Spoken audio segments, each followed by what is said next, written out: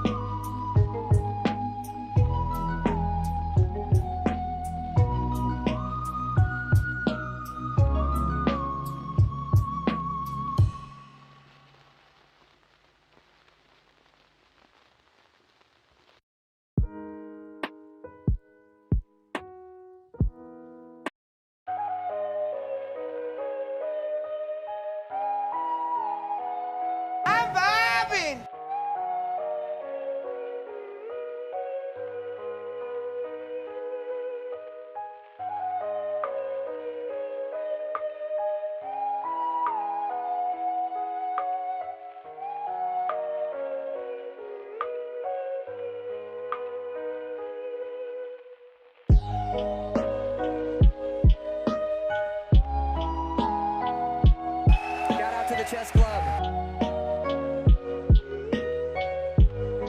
We're aiming for a controversial 7 out of 10.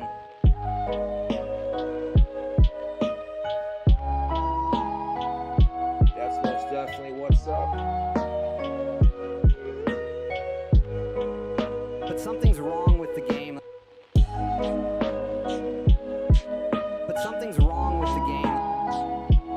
16 times the detail. 16 times the detail. Assassin's Creed Valhalla.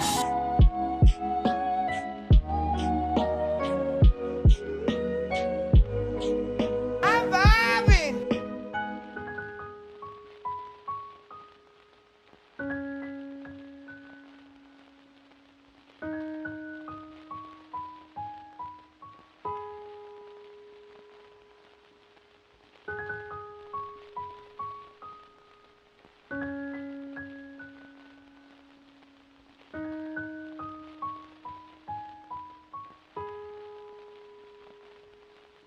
Hello, everyone. Hello. It's been so long, but we're back. We're back. We made it. Together.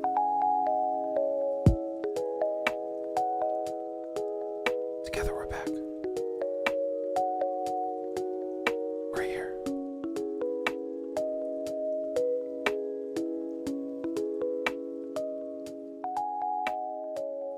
Hello, everyone. Welcome.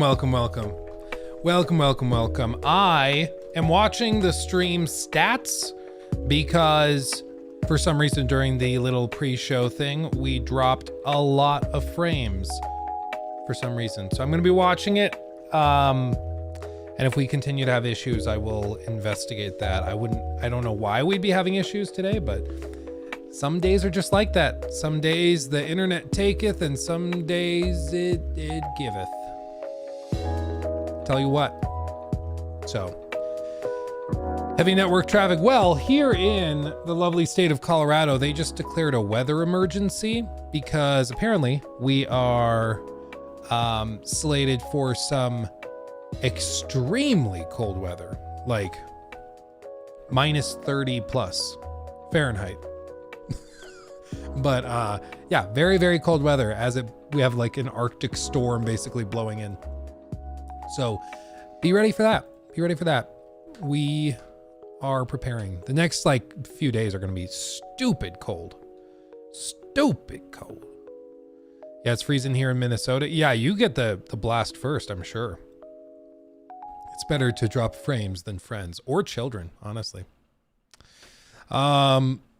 Snowstorm is coming in tonight. Yeah, no, it's gonna be a lot. It's gonna be a lot. So everybody stay warm. Get your blankets. Hold on to your butts. Unscrew your hoses from the sides of your houses. That's a thing you're supposed to do apparently. Prevent your pipes from freezing. So yeah, it's a whole thing. It's a whole thing. Just be prepared. Be prepared. Say your faucet's on drip. Yep. I was telling Nikki about that this morning because I was like, yeah, I remember doing that all the time as a kid when it was super cold outside, going and setting the faucets just to drip to keep the water flowing. I remember that. Yeah, we're going to look at the Dragon's Dogma 2 stuff. We're going to look at Phantom Blade Zero. We're going to look at Prince of Persia, Black Myth Wukong, AC Red stuff. We have a full docket of stuff to do today. Yeah, I also just uploaded a video on Suicide Squad. In case you missed it, they did in fact lift the restriction on the NDA from the alpha playtest. So people who played the alpha are down to talk about it and are able to. Now here's the funny thing about that. Let me see if I can create a second camera angle real quick. I have to select this one, copy, boop, and then paste, boop, and then like zoom it in. Maybe. Where's my mouse? There it is. Which, I mean, all of this just kind of, it makes sense in the grand scheme of things, because on the one hand, if you signed up for an alpha playtest, you're probably already more friendly. How did I screw it up already? Oh, did I press the wrong I totally did. Okay. Anyway, the reason this works is because if you sign up for an alpha playtest, you're much more likely to already be down for the game and interested. So they, like, by lifting that NDA restriction and allowing anybody to talk about it if they want to, it's much more likely that they get some positive press from the whole thing, which is a good idea because the preview event was pretty lackluster in response. It is extremely rare for a studio to do like a preview event and have it just totally flop. It's very, very rare. Very, very rare.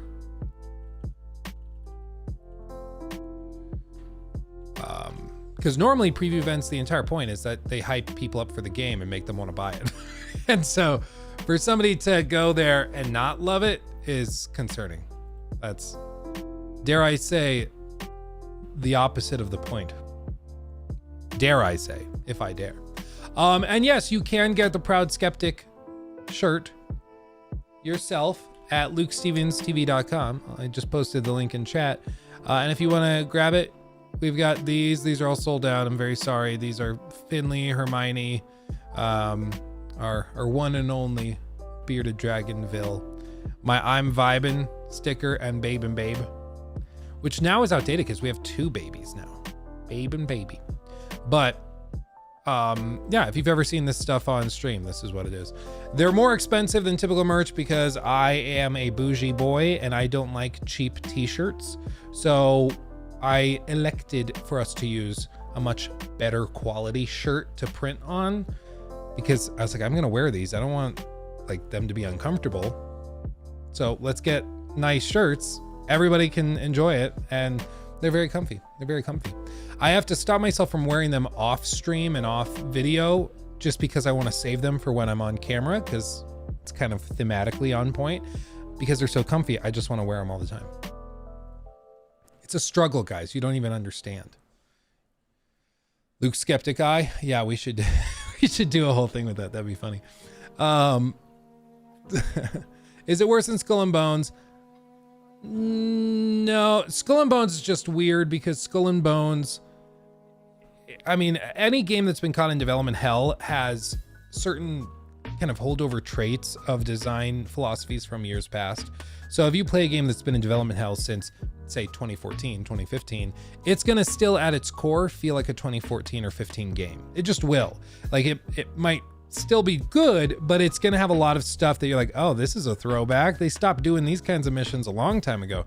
You know, like, as an example of something that might be a holdover. You remember back in like 2013, 14, all of these Assassin's Creed missions or Assassin's Creed games had these like trailing missions where you'd follow a guy and you had to be within a circle to hear what he was saying, and you kind of move from bush to bush to bush. And everybody started hating them, so they cut them out of the game. But if you play an Assassin's Creed game that was in development hell, you're probably still going to see some of those missions in the game. So it's always fun to see like those holdovers, but it's also like, yeah, there's a reason we stopped doing this.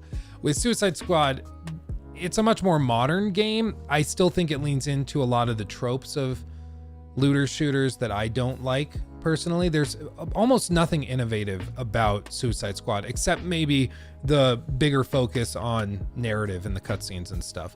Other than that, it is a retread formula through and through based on what I played. And again, maybe it's just a game that shows poorly. Maybe it's a game that just doesn't look very good or play very well in preview events, but it's actually really good. Maybe. But typically, if it looks like a duck, quacks like a duck, walks like a duck, it's probably a duck. And in this case, it looks, talks, sounds, behaves, smells like your standard generic looter shooter with a Rocksteady coat of paint. And so I'm like, yeah, I don't think there's much reason to think that it's going to magically surpass expectations. I still stand with my initial thoughts, which is that it was going to, I think Suicide Squad's going to have a very successful initial launch. A lot of people will buy it. A lot of people will be playing it on day one, and everybody's going to be like, oh, all the haters were wrong. Oh, lol. Everybody's going to be doing that. And then like 2 weeks after launch, player numbers will be in the toilet because everybody's going to finish the story and never touch it again. So that's my official prediction. Because I think it looks good enough and the trailers and commercials look good enough that a lot of people will buy it thinking they're getting one thing and not get it, you know. Sonder, how is it that you are so happy, man? Like, I just feel heavy when I think about making content. Sorry, just feeling kind of weird. No, you're fine. I mean, I'm living like the actual dream right now. I think it's important to always remember that. Like, I see these videos where people are like trying to make fun of Gen Y or Gen Z people that are working their 9-to-5 job and they have to commute an hour to work every day, and then they're barely making enough money to survive with roommates, much less be able to buy a house and stuff, and they're just barely scraping by. And I see those videos and people are like, whoa, lol, welcome to the real world. And I hear those things and it always kind of pisses me off, because I'm like, we all, if you don't relate to that, you have not been in that position in a very long time, if ever. I've been in that position, working a job I absolutely hate that sucks my soul out slowly. I've worked in those jobs where you're barely making enough money to pay rent, much less like go and save money or invest in retirement or something that you enjoy, like an expensive-ish hobby. Like, I've been in those positions and it's miserable. It's miserable. And so I can sympathize with the people in that position. And honestly, I've talked about it before. There is a weird sort of guilt. The best example I can put that like I hear it and it perfectly encapsulates everything that I feel is that Bo Burnham song, Art is Dead. And I can't play the whole song because we'll get copyright struck. But if you've never like looked at the lyrics and stuff for that song, it's just so perfect with everything. Like, go listen to the song if you haven't heard it before. It's amazing. It's amazing.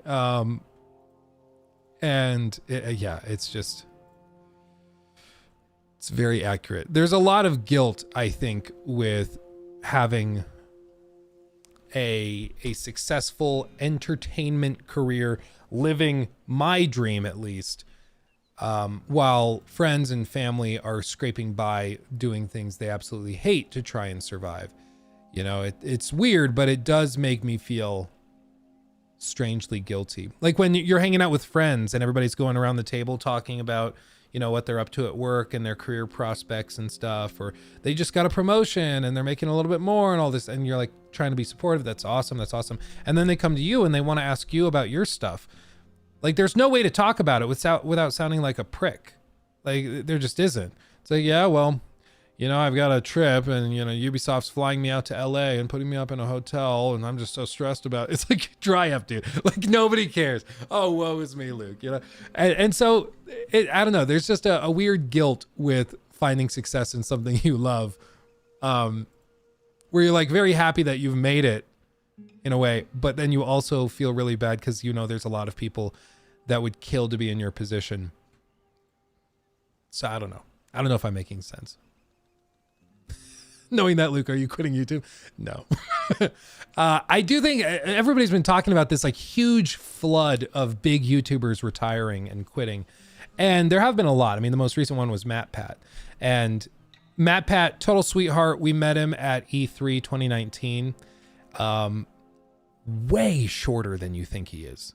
Like, I'm not joking. Fully stood up, like, at the security checkpoint. I'm like 6 foot, okay? So I'm standing up. He probably comes up to like here on me. Like, he is a little dude. Doesn't come through on camera, but he's a little fella. I could practically like pick him up and wear him as a backpack. Like, very, very small. But sorry, my bad. Very sweet guy. Very sweet guy.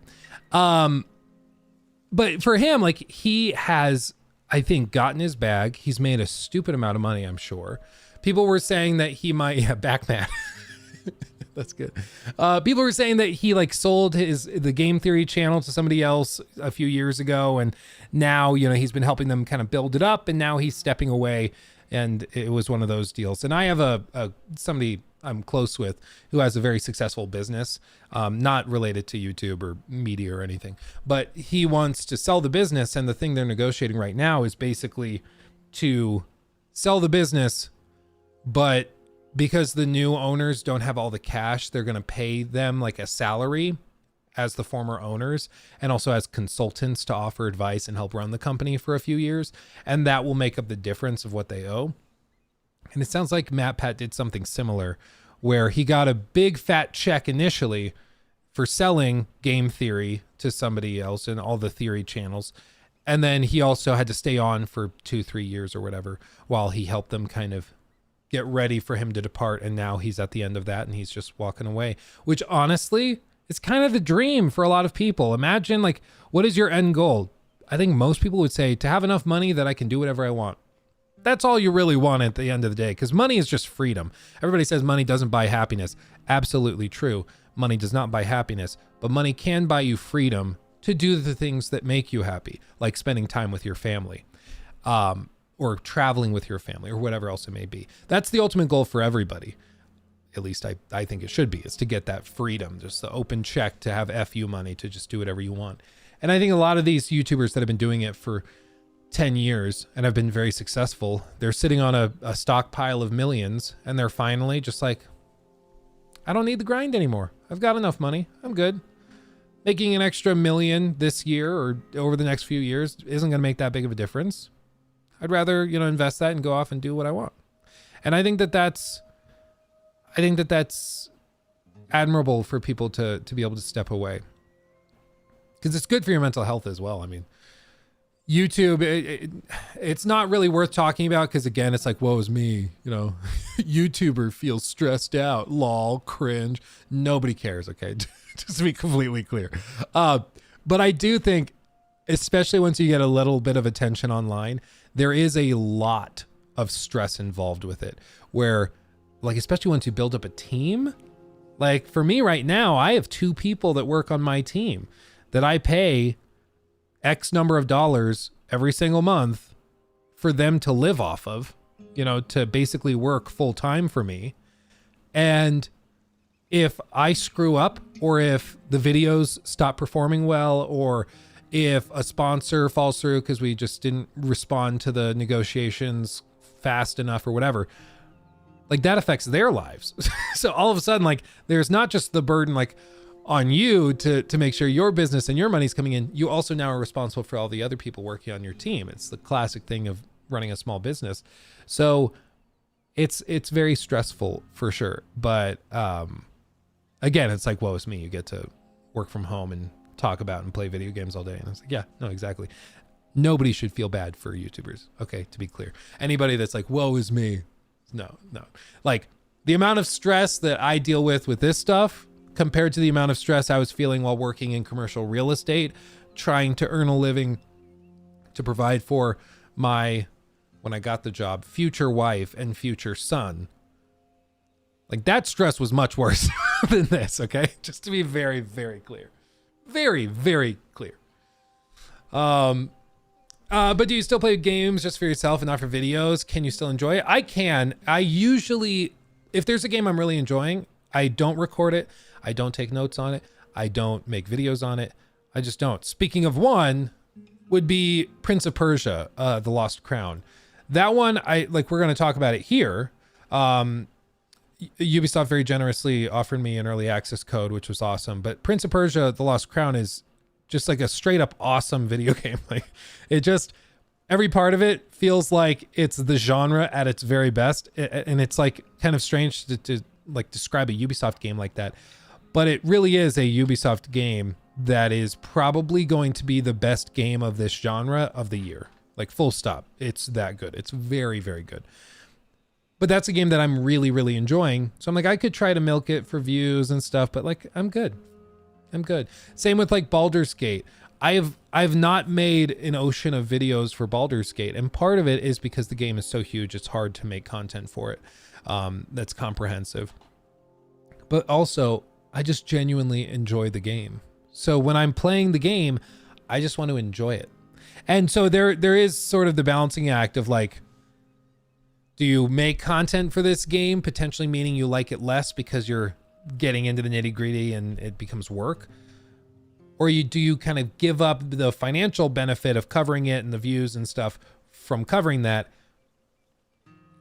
so that you can just enjoy it, you know, because this is still a passion of mine. It's still a hobby of mine. I love gaming. I don't want every game to have the soul sucked out of it for the sake of content, you know? It's interesting. You never reviewed Tomb Raider trilogy? Yeah, I played, man, it's been a while. I played the original remake thing that they did. The second one, I think I tried for a little bit. I'm trying to remember which all I tackled. I don't know. I tackled at least. Man, I'll have to go back. It's one of those game franchises that like they all kind of blend together for me, you know? Do you have if I had made that video, the big like 8-hour Uncharted critique of all the games together, all the Uncharted games would kind of blend together too, where you're like trying to figure out which villain was in which game and what sequence happened in which game, and they all kind of blend together because they're different, but they're also very, very similar, you know? I don't know, it gives me a headache. But yeah, some games and trilogies and franchises just haven't lined up quite right. People have asked me all the time, like, oh, are you going to make videos on like Dishonored or The Division or whatever? And it's like, I could, but I think it makes more sense for me to wait till the franchise is back in the public discourse, whether that's with the announcement of a sequel or something else, you know? an 8-hour video. To be fair, 53 Nights, it was a collection and kind of a gathering of all of the individual critiques cut together into one big video. So Uncharted 1, 2, 3, 4, like we just went through the whole franchise basically, and Lost Legacy, and then stitched them all together. So similar to what we did with the Batman Arkham series critique thing. Crazy how underappreciated Uncharted 4 is. I replay it now and again, and I'm always blown away by how impressive it is. It is really good. It just had kind of a sluggish third act, but I mean, it is just a feel-good like adventure game. And compared to The Last of Us Part 2, which can start to feel like a bit of a, I mean, it's emotionally exhausting. The one thing with The Last of Us Part 2, I will defend that game against a lot of the stupid protestations levied against it, because I do think it is groundbreaking in many, many ways. However, the one thing I'll always say about it is that it is horrendously paced, terribly paced. By the end of like Act 2, I was ready to be done with The Last of Us Part 2. Not because the game wasn't fun anymore or I wasn't invested in the story, but just because it's so emotionally draining, you know? It just fries your brain. You're just like, I just want to curl up in a ball and cry. But the game's still going. And then it gets even more intense and even more sad and mopey. And it's just like, can we chill? Please? For the love of God, someone? Sean, thank you so much, my friend. So much. Thank you, thank you, thank you. Sean the Goat. Sean the Goat. What's this purple thing next to me? This is so I'm DMing for a group of friends. We're going to do a little D&D thing tomorrow night. And so this is my D&D dice sack, as you can see. So I've got D20. This thing here is a D100. So 100-sided dice, which is pretty crazy. And then I have like the D12, D4, D6, D8, D10, and then the D20s in the middle. So, and then these weird ones that are like, they're just D10s, but they're broken up into tiers of 10. So it's like for rolling percentage based stuff. It's kind of stupid, but yeah, it's pretty cool. It's a purple sit. Shoot it. Yeah. Yeah. It's a whole thing. It's a whole thing. Dice sack feels like something you shouldn't say on stream. Yeah, probably not. It's nice though, because like you have all of your dice in one spot. You can pull it tight. Giggity. Give it a little bow, and then just like that, and then you got all of your dice in one little sack. And as like when you're DMing, it's nice because a lot of people don't have dice, or they don't bring them, or they forget them, or one thing or another happens. And so to just be able to be like, okay, here, take all these. That's what you need. It's nice. So yeah, it's a whole thing. Let's see. Yeah. Thank you again, Sean, for the 5 gifteds. That's fantastic. Are you going to show us your dice? I do have like some metal dice back there. They're nice. They don't roll too well. It's kind of weird. They don't bounce. Like when you roll dice, you want it to kind of bounce and roll around. They just kind of, you throw them and they just lay there. Roll the dice. And that's it. So it's not as fun. Did you order the life-size Kojima? Yeah, he is on his way. Or he will be soon. I don't know. I don't think I've gotten shipping, but he's on his way. So when he comes, you better believe we're going to do a little unboxing. Yeah, he and Todd will be able to talk about stuff. It's gonna be great. Stefan, also thank you for the 25. Whoops, I right clicked it. Oh god. Okay, what do you think about entertainment YouTubers claiming hard work versus actual labor? I cringe a bit when they mention their hard work or BS&T. I think, again, we're all living the dream. Anybody who has enough time to talk about that is making enough money where nobody should care. Like when I worked in real estate, if my boss that drove a $200,000 car to work every day, if he was complaining about how stressed out he was, everybody would laugh Okay, maybe not to his face, but nobody took him seriously because it's like, okay, dude, cry me a river. Like if you never walked in this office again, you would still be a multimillionaire and you'd be fine. And with a lot of these YouTubers, it's like you're making tens of thousands of dollars a month and you're complaining that you're stressed or that, oh no, I had to work so hard. Oh, it's cry me a river, dude. Cry me a river. Like if people ask me like, oh, what's something kind of stressful about YouTube content creation that people might not know of? I can describe that to you, like the current stresses, but understand any stress that I feel is nothing compared to the stress of somebody like working a dead end job, trying to figure out how they're going to like save for retirement. My problems are so minuscule compared to that of 99.9% of the people. Okay. Nobody should feel bad for me about anything. Same with all those other YouTubers. It's fine. If they're trying to get sympathy that way, it's because they're just trying to milk you for money. That's all it is. That's all it is. Editing is a bitch sometimes. Yeah. And a lot of these guys also, they have editors. Or they definitely could afford to pay editors. So it's like, again, I don't really feel that bad for you. I could have had a toilet fall through the ceiling and crush me today for work. Oh God, that's bad. What about burnouts? Burnouts, I think, are like, if you get burnt out, you can get burnt out in any job, whether you love it or hate it, to be perfectly clear. When I worked at at Magnolia Home Theater, which now is like, it's owned by Best Buy. They sell like the luxury home theaters. When I worked there, I initially loved the job. I loved it because like you just got to go and try and experiment and set up really expensive, fancy, like home theater equipment. And it was cool because, you know, you had clients that like the CEO of OtterBox, the company that makes phone cases, they're based in Fort Collins, Colorado.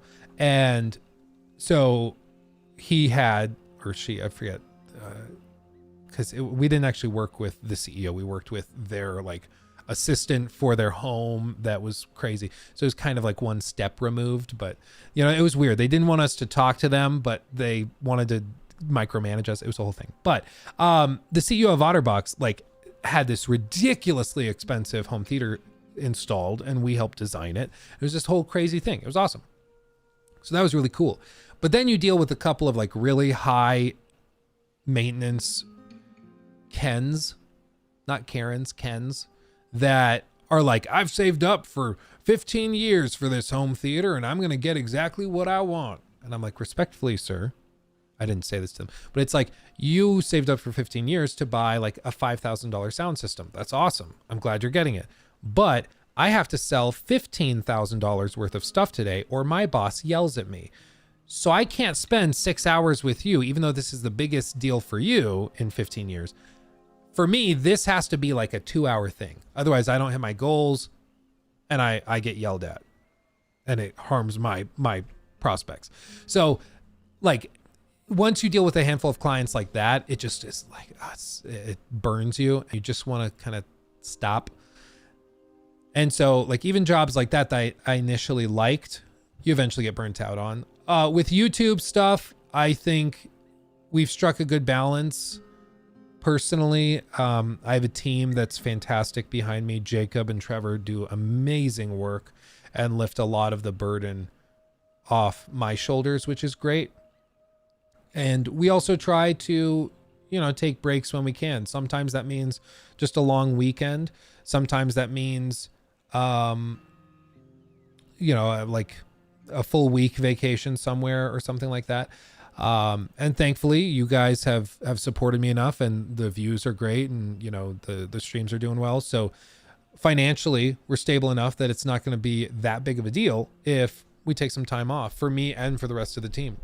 And I always encourage the members of the team like Jacob and Trevor, if they start to feel that burnout creeping in, I want them to tell me. I want them to communicate that because I know what that feels like. We don't want to deal with that. Let's address it before it becomes a problem. And at the end of the day, like I got an email the other day, somebody asking me, how do you avoid burnout? Because they were like a decently sized YouTuber. This person had like 100,000 plus subscribers. And they're like, how do you avoid burnout? Because you've been on the grind for a while and you just keep going. And I was like, honestly, I'm not really sure. I just take breaks, go on little vacations with my family. And at the end of the day, I love what I do. it doesn't feel like work. It really doesn't. Like if I could convince the missus, I would stream like 5 days a week, because I love this. I love what we're doing. It's a passion of mine. Talking about video games and like playing video games, testing them and trying to break and prod and bend them to see how it works or how it doesn't. That's something I love doing. And so for me, it's like, I don't feel like I'm working. To me, it's like just hanging out. And yeah, there's cameras and lights on while we do this, but I guess I'm just used to it to the point where this is now fun for me as well. So it doesn't feel burnout, feel like burnout. Let's see. Did you see Naughty Dog announced Grounded 2, the making of The Last of Us Part 2? I did not see that. That's freaking fantastic. Hold up. I've been wanting them to do this for ages. Okay, Jacob, new segment. Okay, I had no idea that they did this. Apparently they just announced Grounded 2, the making of The Last of Us Part 2 trailer. Funnily enough, when Refner in chat mentioned this, I thought you meant Naughty Dog was announcing their own Grounded game, like the Obsidian game where you're like shrunk down and you run around fighting spiders and stuff. I thought that's what you meant for a split second, and I was thoroughly confused. But this is way more awesome. This is even better. So in case you somehow have not heard of Grounded, Grounded is the documentary that was done on the creation of The Last of Us Part 2 or Part 1. It was released 9 years ago, and it's an hour and a half long. I can't talk today. And it's just a documentary breaking down how they built the game. Really straightforward, but it is fascinating. Everything from the development process of like balancing memory within these different scenes to behind the scenes clips of them filming the motion capture stuff for some of the most iconic scenes in video game history, to the musical creation and ideation process and writing the music and recording it, matching it to the scenes, how they did sound effects, how they paced certain combat encounters, how the art direction works. Really, really fascinating. Young Neil Druckmann with the long hair. See what I mean? He looked way better with the long hair, in my opinion. But they just announced that they're doing a sequel. I freaking love this. They also did it for God of War 2018. They did the Raising Kratos documentary, which I thought was also fantastic. And I hope that they keep doing this with big releases, that they film these documentaries and release them, because I find the whole process fascinating, and I think you learn to appreciate it a lot more. If this is what I think it is, we're probably going to see like discussions within the studio of them talking about some of these big plot points and how it would be received by the audience and stuff. This could be really, really fascinating. In 2016, filming began to document the development of The Last of Us Part 2. Trademark. This is the longest, most ambitious game in the studio's history. That's a big challenge to take on. Due to the COVID-19 outbreak, the documentary was abandoned. No! The Last of Us was this beloved game that won all these awards. So many people were like, Last of Us 1 is perfect. They shouldn't make a sequel. My hope is it's going to make the first game even greater. That's the thing I love about the beginning of a project. It's like, it's all optimism. This is going to be the game that I always dreamed about making. And then, anybody gonna tell them how this story ends? I also find this fascinating. I don't know if it's just me, but I always geek out when I see the videos of the actual like studios, because I don't know, when you think it's like almost with movies. When we went to tour Lightstorm Entertainment, which is the studio that made or makes the Avatar films, to do that Ubisoft press event for Avatar Frontiers of Pandora.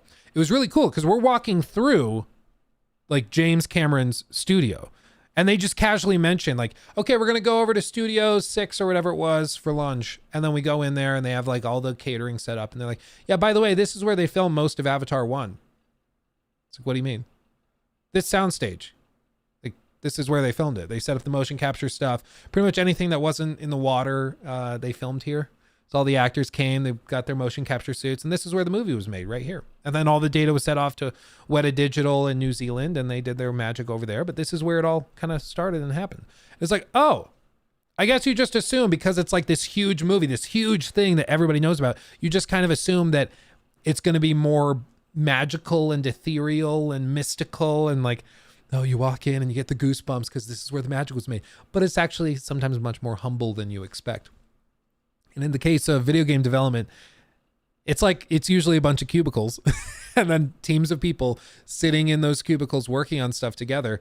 And it can sometimes be a little less magical than you might expect, which is just funny to me. It's just surprising.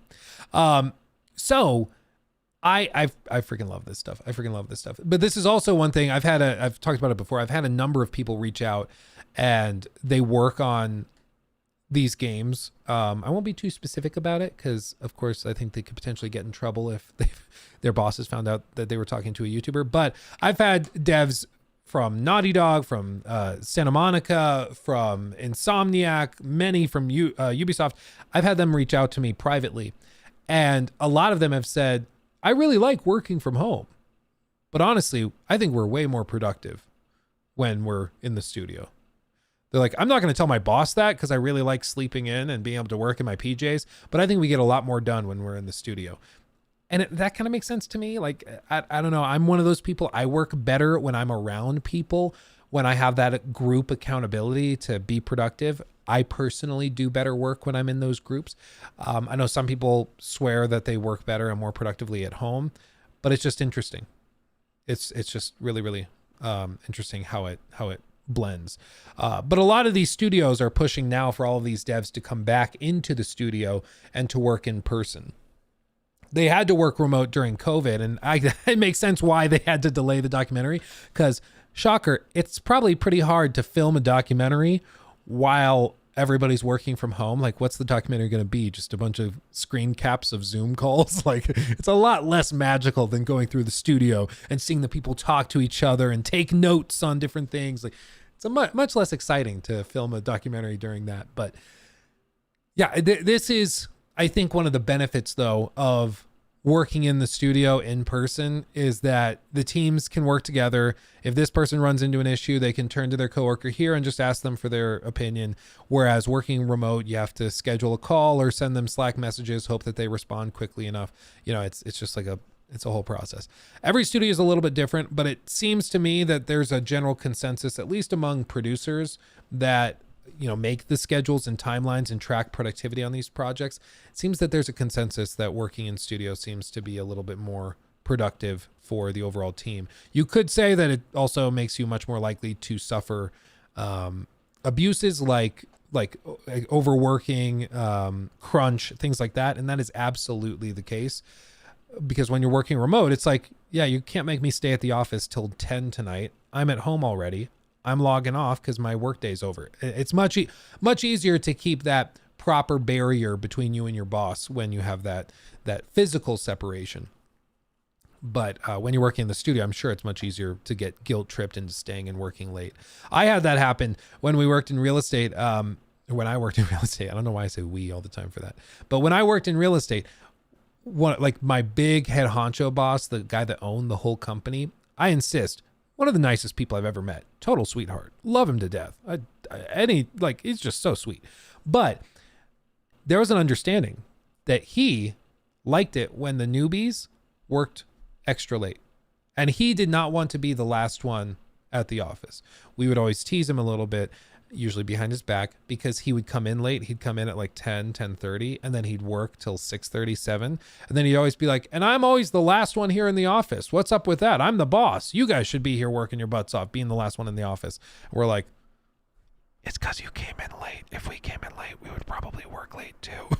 But you can't tell him that because he's your boss. But there was this general vibe that the boss is working till 7, so you got to work till at least 7, because at the end of his workday, he walks through the whole building and sees who's still there. And if you want to be on his good side, you better be sitting at your desk, still working. And that's something that doesn't happen if you're working remote, because you're at home. He can't walk, he can't do all that. But when you're in the office, there is that weird obligation and pressure to suck up to the boss and to work late and potentially be taken advantage of in that way. But anyway, this is not a video on working from home and workplace conditions, even though Naughty Dog is notorious for excessive crunch. With the what they always say is they're like, if you want to be one of the top performers on the team, you need to work your butt off like a top performer, and that might mean staying a little late. It's like, okay, yeah, that's that's a great way to burn out your devs, I'll tell you what. Let's do something new. Let's take risks. Let's kill Joel right away. Let's just kill him. Yeah, I was like, what? Yeah, Let's just kill him. This is going to be the game that I always dreamed about making. Let's do something new. Let's take risks. Let's kill Joel right away. Let's just kill him. Yeah, I was like, what? Yeah, let's do it. You're gonna piss a lot of people off. This scope on this game is extraordinary. I'm confident in the game if we finish it. I'll be frank, it's not looking great. I'm feeling burned out. I can't crunch like I used to.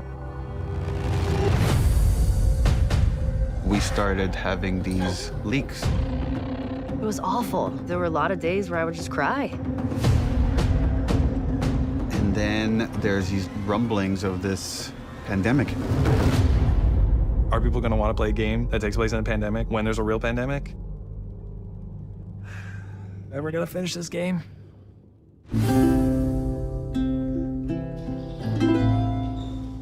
It's a marathon, it's not a sprint. Keep the faith.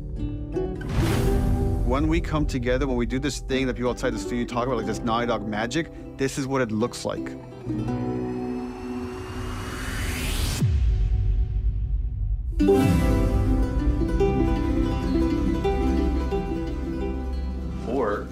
Or Joel doesn't die. So then what happens is all of us become friends. Can you imagine? If they just like casually, actually it was all a dream and everybody's sitting around a campfire playing drums and singing Kumbaya. It'd be amazing. Oh, that would be funny. Because it's at times I've wondered that when people talk about The Last of Us Part 2 and they're like, yeah, the writing was terrible. I'm like, what is your pitch? What moves the story forward? What's true to the world and the universe and the characters? Like the as far as I can tell, in the world of The Last of Us, Joel's comeuppance was coming. It was comeupping. Okay? Like he had lived a pretty aggressive life, killed many, many people, and that's not even including the stuff he did for 20 years between the initial events of the outbreak and when we reconnect with him at the start of The Last of Us Part 1. He made lots and lots and lots and lots of enemies. Anybody else in that world, their story probably doesn't have a very happy ending because that's just what's true to the universe. That's what's true to the world. And so I'm like, how would you write it? And how would you continue that story? Maybe their answer is just don't continue it, leave it there. And that is honestly very fair. Sometimes it feels like a lot of artists and writers get themselves into trouble by trying to continually add on to stuff when a story has already been told. And honestly, sometimes details are best left unrevealed. Sometimes the story that people build in their imaginations to fill in the gaps is better than if you were to tell it to them directly.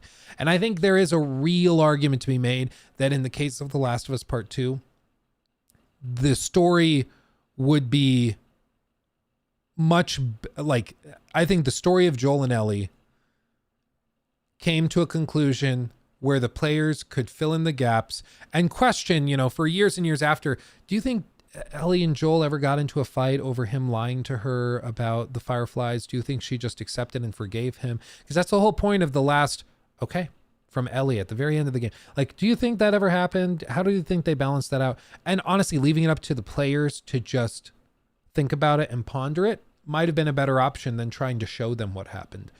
And you could still do a sequel spin-off game. You could do that, just, you know, telling Abby's story, but tweaked, maybe without a Joel, but with a different character in that position. And I think it still would have been pretty successful. I think people would have been much more stoked on it. There would have been a lot of, like, I know everybody jokes about Abby, but you remember Lady Dimitrescu in Resident Evil Village? I think you'd have a lot of people simping for Abby if they hadn't started out with the negative opinion of her thanks to the leaks and everything that happened there that kind of falsely framed the story and what happened with it. So like what was it we were watching? What was it? We were watching a trailer for a game recently or something like that, or maybe we were looking at an older game, and there was a very buff woman in the trailer, and somebody in chat goes, "Oh man, I'd let her squish my head like a watermelon between her thighs." I was like, "Oh my God." I think there would have been a lot of people like that for Abby if they hadn't started so negative towards her thanks to the leaks. I really do think that could have happened. It would have been really funny. But yeah, it's a whole thing. Let's see. Lily Love. Last of Us 2 didn't hit as much as the first. Well, in some ways it hit more. Thank you. I'll be here all night. I wonder what would have been if the other creator from the first had remained. Bruce Straley. Bruce was just gameplay. He was the gameplay director. So he likely would not have had any real impact on the way the story played out. That was all Neil. Neil was the creative director. He handled the story, and Bruce Straley was the gameplay side of things. He probably would have offered his opinions and his 2 cents and tossed that into the ring, but I don't think that it necessarily would have been completely altered, frankly. Let's see. Ridley Scott, I think that Luke is talking about your Alien franchise and leaving things untouched. Yeah, Fiery Phoenix. Yeah, there's sometimes, and a handful of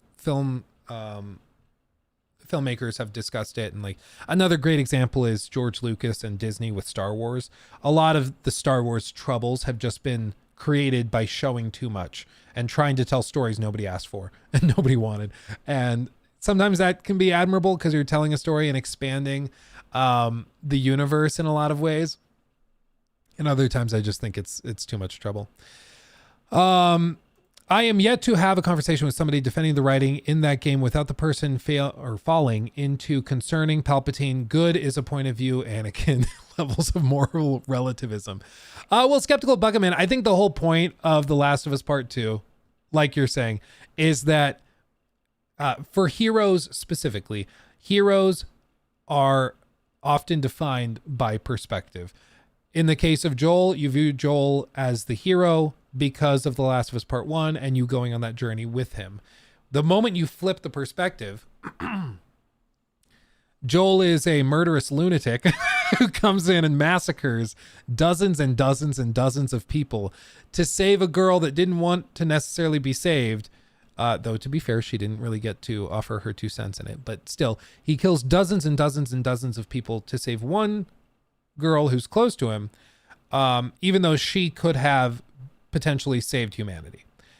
And so he's seen from that perspective as a murderous lunatic who is extremely selfish, which I think, even in some of the cutscenes from The Last of Us Part 1, Joel would probably agree that he is being extremely selfish by saving Ellie instead of like if he really wanted to do what was best for Ellie, and if he wanted to respect her, he would have left it up to her. He would have asked her, or they would have, he would have tried to find some way of asking her if she wanted to go through with this.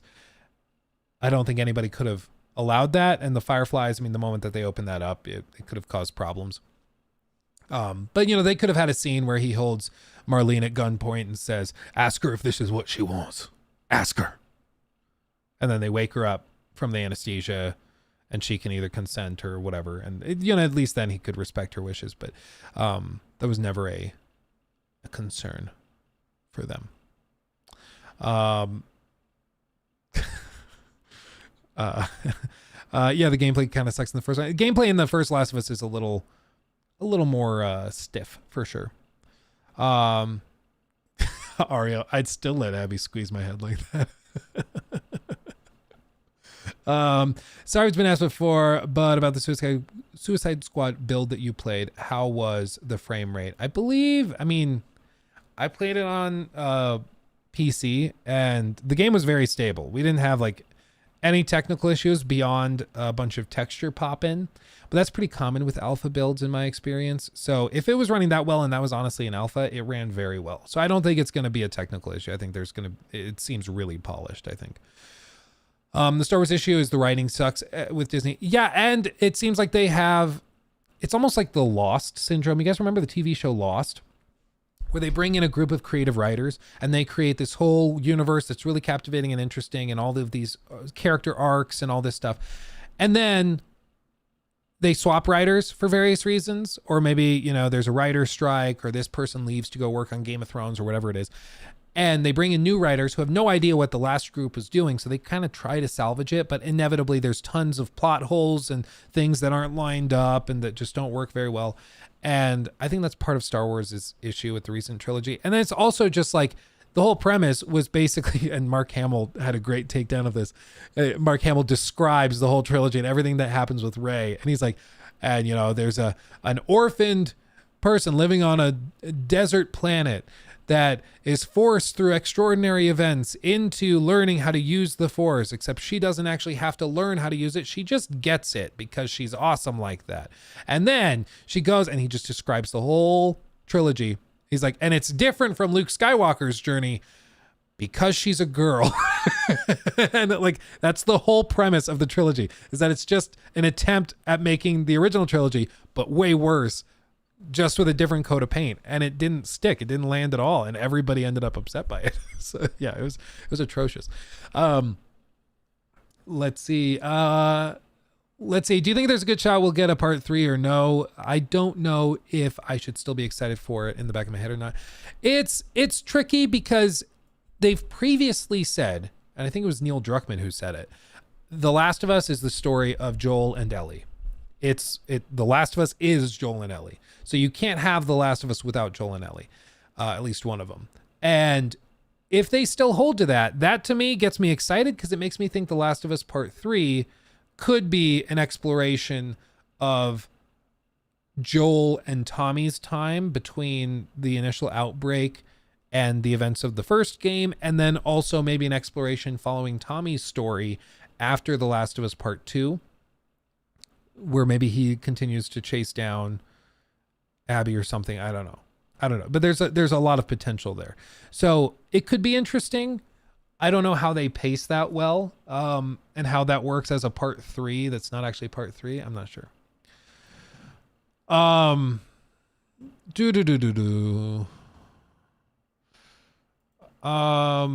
To be fair, that was self-defense, not murder, because the Fireflies did attack them earlier in the game. I mean, to be fair, they also were letting him go and were going to like escort him out of the building. That's at least what they said. Maybe their plan was to execute him outside, but they did it. They were offering him the chance to just leave, and then he broke his way back in and killed dozens of people. And then also, the Fireflies did attack them earlier in the game. Well, the Fireflies are the ones that find them in the flooded tunnel and pull Ellie out and do rob her of her agency in making the decision. But I'm not sure if I would count that as an attack. Yeah, Joel lied and gaslit his adopted daughter for selfish reasons, I would say, and that means he's not a good dad. Yeah, it's very interesting. It's very interesting. Swagbag, I think that's the interesting dynamic. There are no true heroes. There's no guarantee if Ellie's death would be or for a cure would have worked. Yeah, and I think one of the core problems with the original game is that there wasn't a clear answer. Like, it wasn't clear if Ellie were to die that it would mean that a cure was made. In The Last of Us Part 2, it feels like they kind of rewrote it a little bit to make it clear, like, no, he's able to make a cure. Abby's dad could definitely have done it if he hadn't been murdered. Definitely could have done it. But instead, in the first game, it doesn't actually play that way. If you read the audio or if you listen to the audio tapes and read the logs and stuff, it doesn't play that way. There's a big question mark around it. Whereas in The Last of Us Part 2, they kind of just imply that it's guaranteed that it would have worked. So I don't know how you balance those. Sorry, everybody. I've been falling behind on these super chats. I've been enjoying the rambling. Let me catch up on this real quick. Brandon, thank you for the super chat half an hour ago. I'm so sorry. Or re-upping your membership. 15 months. Oh, baby. 15 months with the big boy. Here's to 15 more. Oh, baby. I'll cheers to that.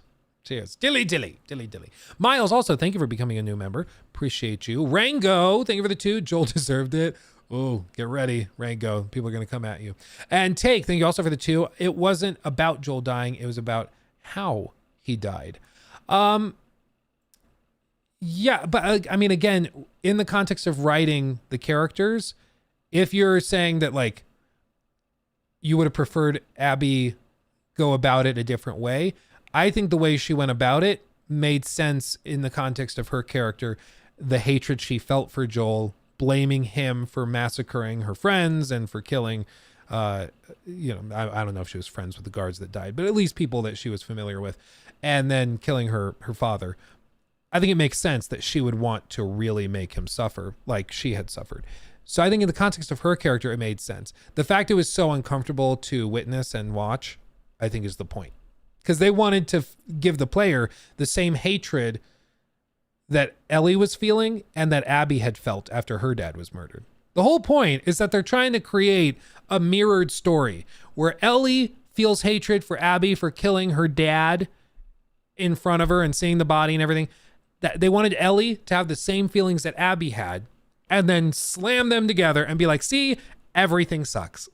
And in that capacity, I think it worked. But it does make you question, like, it's not a feel-good story. Doesn't make you feel good. Makes you real sad by the end of it. Tell you what. Broccoli Rob, awesome name. And adult beverage of choice, usually a nice margarita. Recently, I've been into mezcal margaritas. A little smoky. That's been my thing. And shout out to Sean. I also am a big fan of Guinness. I'll be real. If the beer that you offer me is anything lighter in shade than a dark, muddy brown, I will not drink it. It's got to be a dark beer. I don't mess with any of that pea-looking stuff. No. And it's too bad because I live in Northern Colorado, which is like a hub of beer brewing in the United States. Like most major breweries that are like indie, like New Belgium or Odell's or any of those, they're all based here in Fort Collins, Colorado, in Northern Colorado. And they all make these like IPAs and stuff. And to me, it all tastes like sweat water. I cannot stand it. I can't. I'm sorry, I can't. Stella to me smells like marijuana juice. Like, I don't know why. It smells like marijuana juice to me. And so the moment I smell it, I'm like, huh. I don't want to drink that. I'm good. I can't help it. I don't know why it smells like that to me, but it just does. My brain is broken with it. Strider, also thank you for the $4.99. You should go talk with Mahler about it if you ever wanted a genuine discussion of the game about the other perspective. It would be interesting. Oh, dude, I'm totally down. Maybe Mahler. Hold on. Mahler.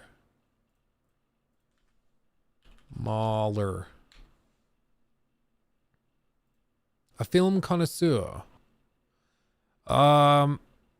Let's see. And his thing, it looks like he does a lot of Star Wars stuff. Is this the guy you're talking about? So does he have a more negative opinion of like The Last of Us Part 2? Is that the whole thing? His thumbnails just look straight up like Legacy Killer HDs, which is funny. Okay. Critical drinker in that. Okay. Interesting. Yeah, I mean, I'm down to reach out, and I think that could be fun to do like a sort of debate, not really debate, a discussion on the game. Because I think like my stance with all of it is that if people are looking for a game that's fun and makes them feel good, yeah, The Last of Us Part 2 is not going to be it. And it's a game I don't blame people for not enjoying, because honestly, it's not very enjoyable. It's kind of miserable to play. And I think that's a totally valid criticism. It's like, it's just totally valid, I think. You don't have to like it. And in a lot of ways, the game is almost committed to making you not like it. In a lot of ways, like they want you to just feel miserable the whole time. And that is a frustrating thing when you buy a video game to try and like enjoy, because you're probably not going to enjoy it. The gameplay, I still insist, is incredible. Graphically, it was ahead of its time also. But yeah, it's not an enjoyable game, I don't think, which is frustrating because I think The Last of Us Part 1 still had a satisfying arc to the story, kind of a happy-ish ending, whereas every part of The Last of Us Part 2 just makes you want to just stop. So I think that's totally valid. Is it still an artistic masterpiece? I would say so. I think it achieved exactly what it was trying to do. I think it's a technological masterpiece as well. But it's one of those masterpieces I don't blame people for hating. I think it makes sense that a lot of people don't like it. If that makes sense. I know it's confusing. Yeah, it will not lift you out of your depression. Yeah, it will probably make you feel worse, frankly, I think. Let's see. Lord Chu, I think. Thank you for 2 months of support. Remember, you can't smoke coffee because you don't have that special kind of applesauce that you can put on squirrels without bothering them.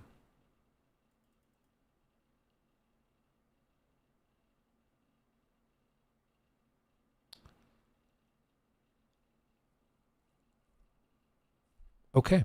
I'm can't smoke coffee because you don't have the special kind.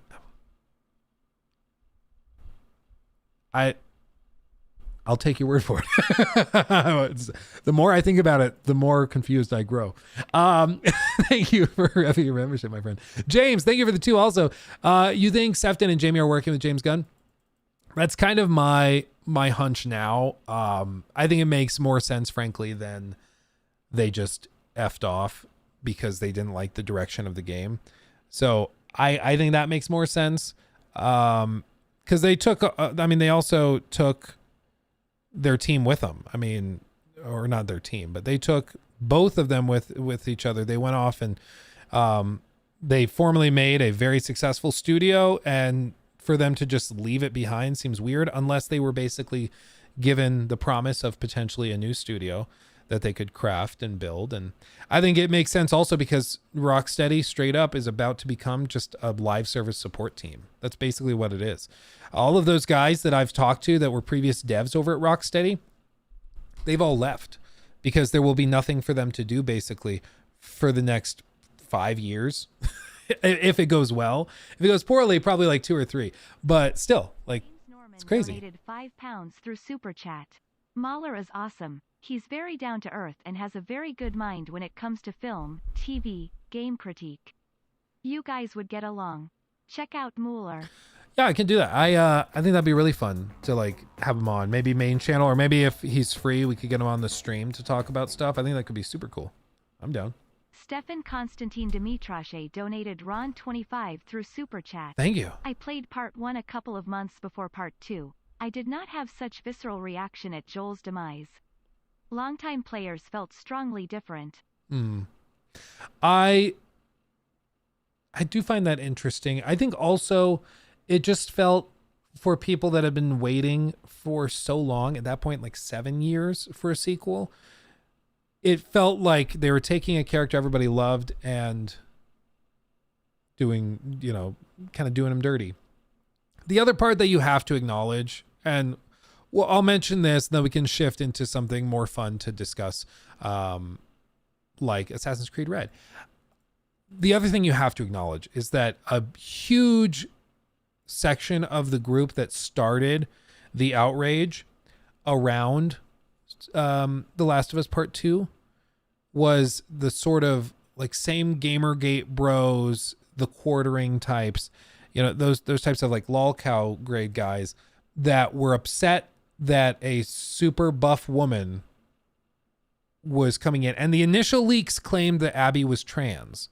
Even though she's not trans, the initial leaks claimed that she was. And so it fit the MO of Naughty Dog is super woke and toxic and blah, blah, blah.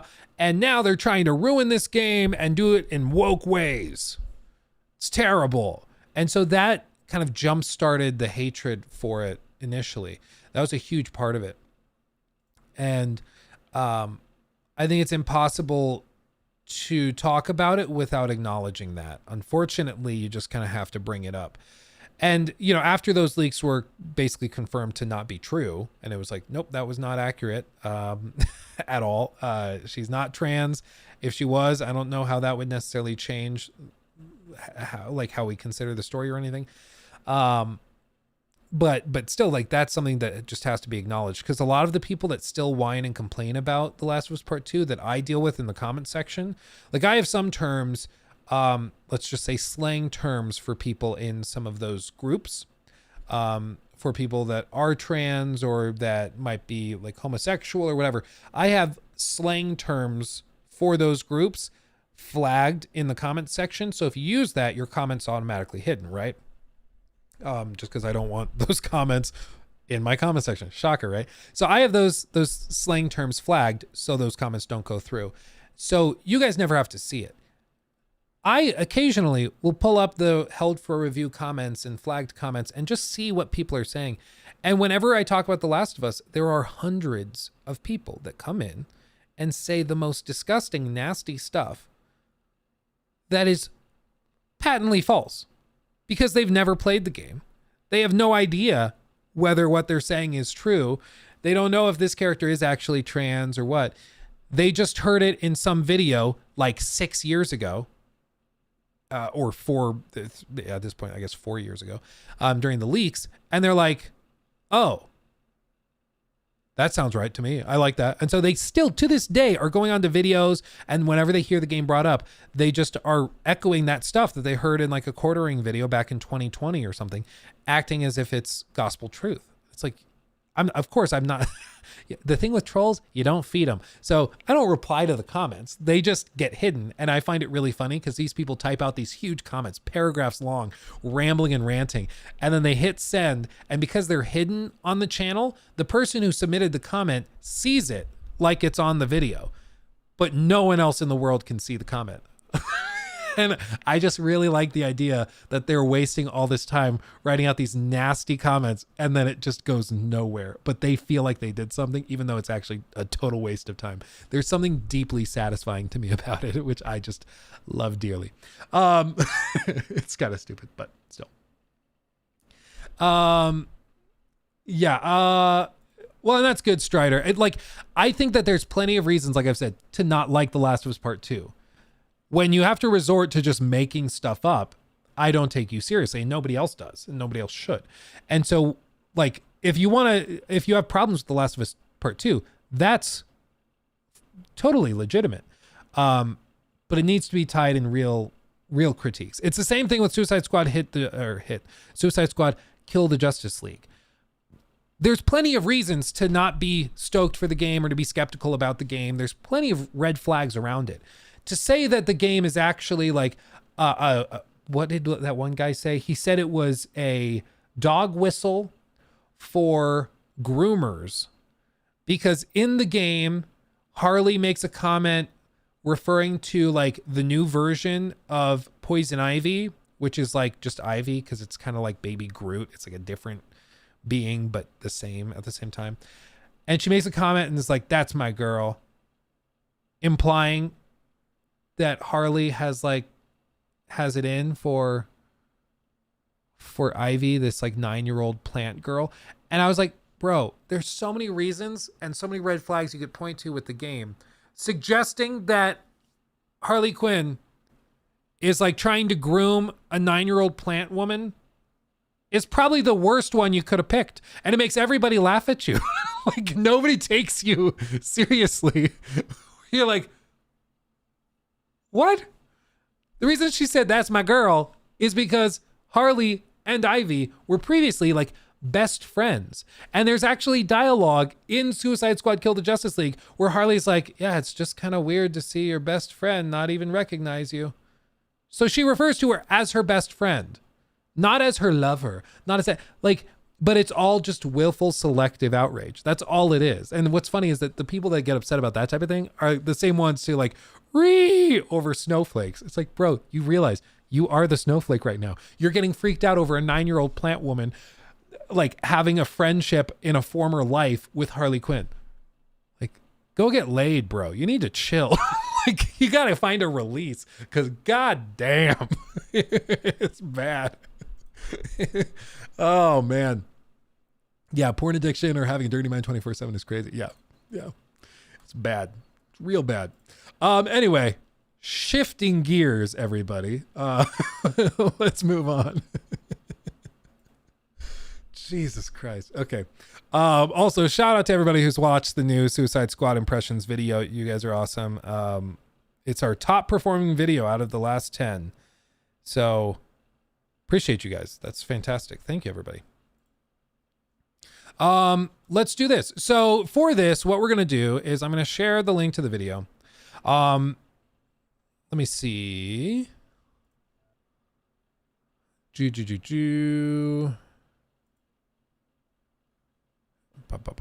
it go? Where'd it go?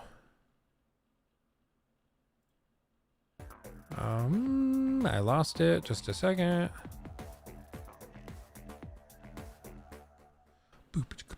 Blackbeard 2345 donated $4.99 through Super Chat. Oh, thank you. What are your thoughts on MOBA like Smite Battlegrounds of the Gods? They are making a second game after 10 years. Yeah, I mean, they've never been my like bread and butter, my cup of tea. I haven't put a ton of time into it. I do have friends that are really into Smite and have played it a lot. For me, I'm just like, a lot of those games have a pretty high barrier to entry. They're tough to get into as a newbie.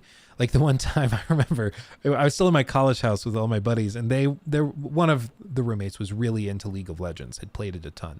And so I decided to try getting into League of Legends with him. And I downloaded it, we played a match, and dear God, they were so mean to me. Like, I understand. I'm a noob. I didn't know what I was doing. I get it. Makes sense.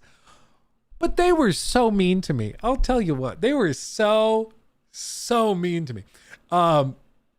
It just, yeah, people take those games serious. And if you're a noob, it's really tough to break in. It's the same thing with like Rainbow Six. Like me and my friends, when we were done playing Warzone, we were just burnt out on it. We played Apex for a bit and then we're like, what's next? What should we do next? We're like, maybe Rainbow. Let's go try Rainbow Six. Same thing. So Ninja toxic. Orange 13 donated $4.99 through Super Chat. Thank you, Ninja Orange. Appreciate you, my friend. Thank you. Thank you. This might be a little personal. You don't have to answer, but how did you meet your wife? No, that's totally fine. Me and Nikki met in an acting class at Front Range Community College in Fort Collins, Colorado. Yeah. It was like first day of college at a little community college. I was supposed to sign up for acting 1 because Nikki had been there for a semester already, I think. And so she was in acting 2. I was supposed to sign up for acting 1 because I didn't have acting 1 on my transcript. But I emailed the professor and I was like, I can guarantee you I'm not a beginner. And on the first day of class, if you feel like I'm not prepared for acting 2, you can kick me out and I'll go to acting 1. That's fine. But I really think acting 2 is going to be more my speed. And so Peter Anthony, sweet little man, looks like an elf.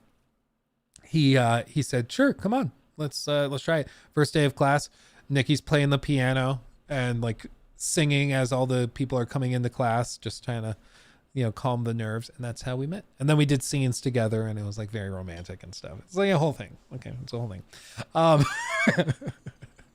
Always start with level 2. Yeah. Dude, act for me. People have asked me if they can come to like plays and musicals and stuff that I've done. I have not done. The last thing I did was a musical in the fall of 2019. And then COVID hit. And right as COVID hit, I got like a big boy job where I was commuting a ton, so I couldn't do anything, and they weren't doing shows anyways. And then YouTube started to really take off. And now, like, to do a play or a musical, you have to spend like a lot of time. And it's just, I don't know how you do it, like how I could justify doing it. It's like 3 to 4 hours a night, Monday through Friday, maybe one day taken off. Maybe. For like 3 months. And then you perform for a month on the weekends, like 2 or 3 performances a weekend. And I'm like, I just don't know how I can justify that. I don't know if I can do that anymore. It's just, The amount of time you burn with that. Yeah. Yeah, exactly, Elder. That's how I do it. That's why you do an excellent job of acting like you haven't played it again. Exactly. It's all part of the show, my friend. It's all part of the show. Disco Cobra, thank you for the 20. Jesus. I watch some YouTubers such as The Quartering. I tend to stay away from leaked stuff. I did hear about the trans stuff, but found out the truth. I hate The Last of Us Part 2 for the story. Well-made video game, though. Just don't like Abby. Yeah. And I mean, it sounds like they were aware of that during the development process where they're like, some of our fans will absolutely hate this. And it's a bold choice as a creative to put something out that you're like, I think my fans might hate me for this. It's very bold. Respect to creatives who believe in their content so much that they are willing to take that risk to potentially burn some bridges to do what they think is best for the story or for the characters, whatever. But yeah, because typically the standard is that you do what your fans want and make the fans happy, not what's going to actively piss them off. Which is why it was really surprising when we saw The Last of Us Part 2, because they didn't do what the fans really wanted. Disco Cobra 2013 donated $20 through Super Chat. Yeah. So thank you. Thank you. And yeah, I haven't seen any of the Quartering stuff in a very long time. I did see one video that was a compilation of some insane stuff he's said and done that made it so I can't really take him that seriously anymore. And I'm sure people say the same thing about me. That's totally fine.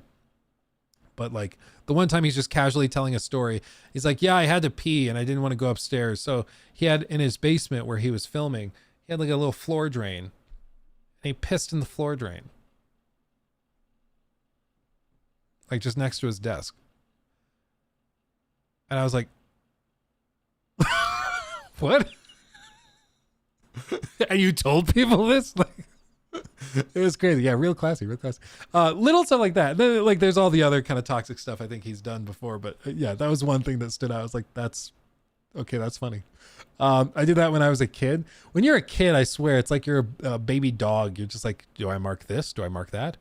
It's like when you go out camping and your parents tell you, oh, you can go pee. Just go pee on the tree over there. It's so freeing. As a young boy, you're like, I can mark my territory. Are you serious?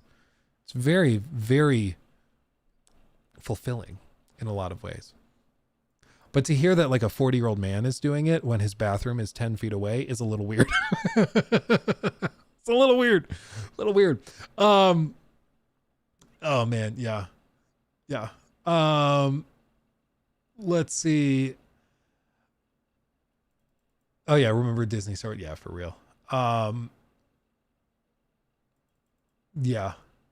Oh, Strider, that's what I appreciate about this community, though. Like you say, I think one of the few opinions I disagree with you is your Last of Us 2 takes. I get this.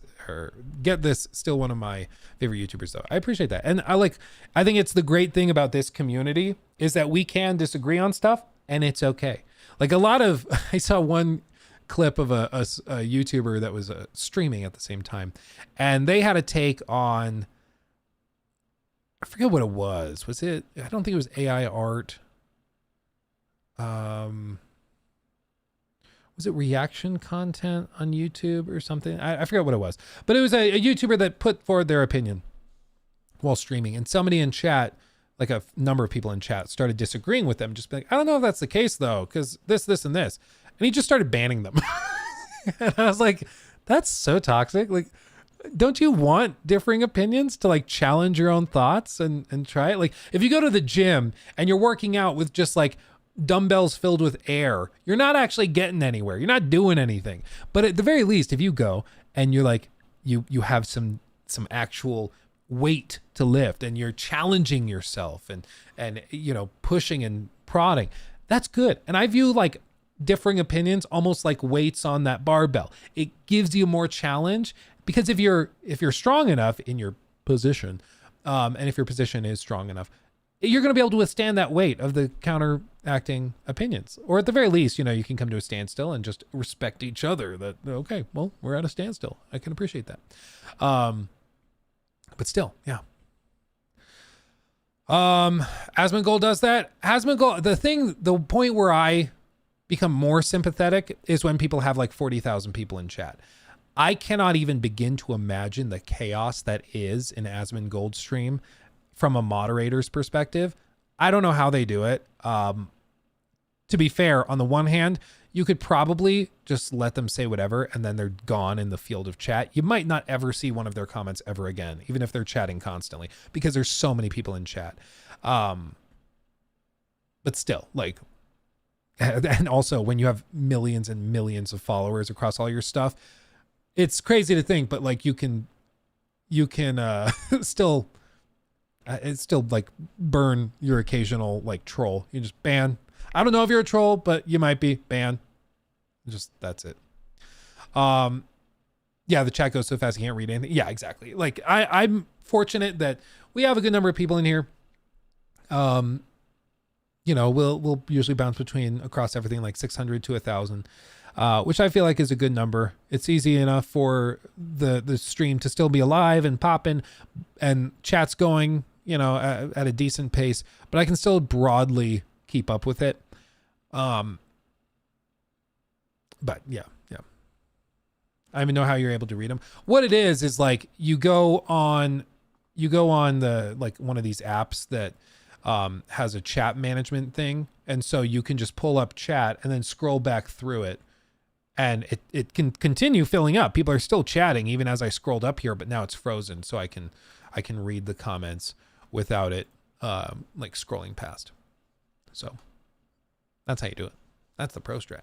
Some people will do that for streamers they watch, is they'll download one of these chat apps to give them all sorts of extra tools, and they have a dedicated app just for the chat of a streamer they're watching, which I always thought was surprising. Let's see.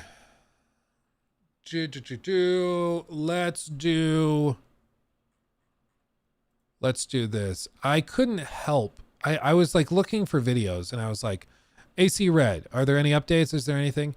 And this one from the hidden one. And I was like, I of course, I don't have a trademark. I don't have a copyright on any thumbnail styles or anything, but I can't help but feel that that's a little similar to our design that we've done a lot. You know, like that particular font, dead center, like, so it's a little similar, but it's, you know, people have parallel takes and stuff. Assassin's Creed Christ, what? An Assassin's Creed Christ inspired game is coming 2020 from the developers BibleX. This is an upcoming. What? Hold on. This is an upcoming Assassin's Creed game that is set during the time period of Jesus, and you will be able to meet Jesus and also be able to experience the entire history of Bible right in front of your eyes, while you also get to meet the Almighty God, Jesus himself. Well, the only thing is that the game is not made by Ubisoft, and it's also not called as Assassin's Creed. Well, this upcoming game is called Gate Zero, which is pretty much an Assassin's Creed game in all shape or form, where you start the game as a modern teenager from the future in the year 2072, and this teenager uses a time machine, which is similar to the machine called Animus that we have seen in Assassin's Creed games. So we use this machine, we travel all the way back in time in order to explore the first century Israel, and also interact with the gospel story, and also examine the deeper meaning of Jesus and the way he lived and what the entire Israel's history is all about. Well, this game is basically going to allow you to go through the entire story of Bible, and also making it seem like it's super interesting while you're pretty much just playing a video game. And also make it seem like it's really interesting. I mean, new quest, Jesus is Lord of the Sabbath. They're not leaving much up to the the player's imagination. Okay, cool. I mean, maybe we should try that when it comes out. When does it come out? It just says 2024. Okay.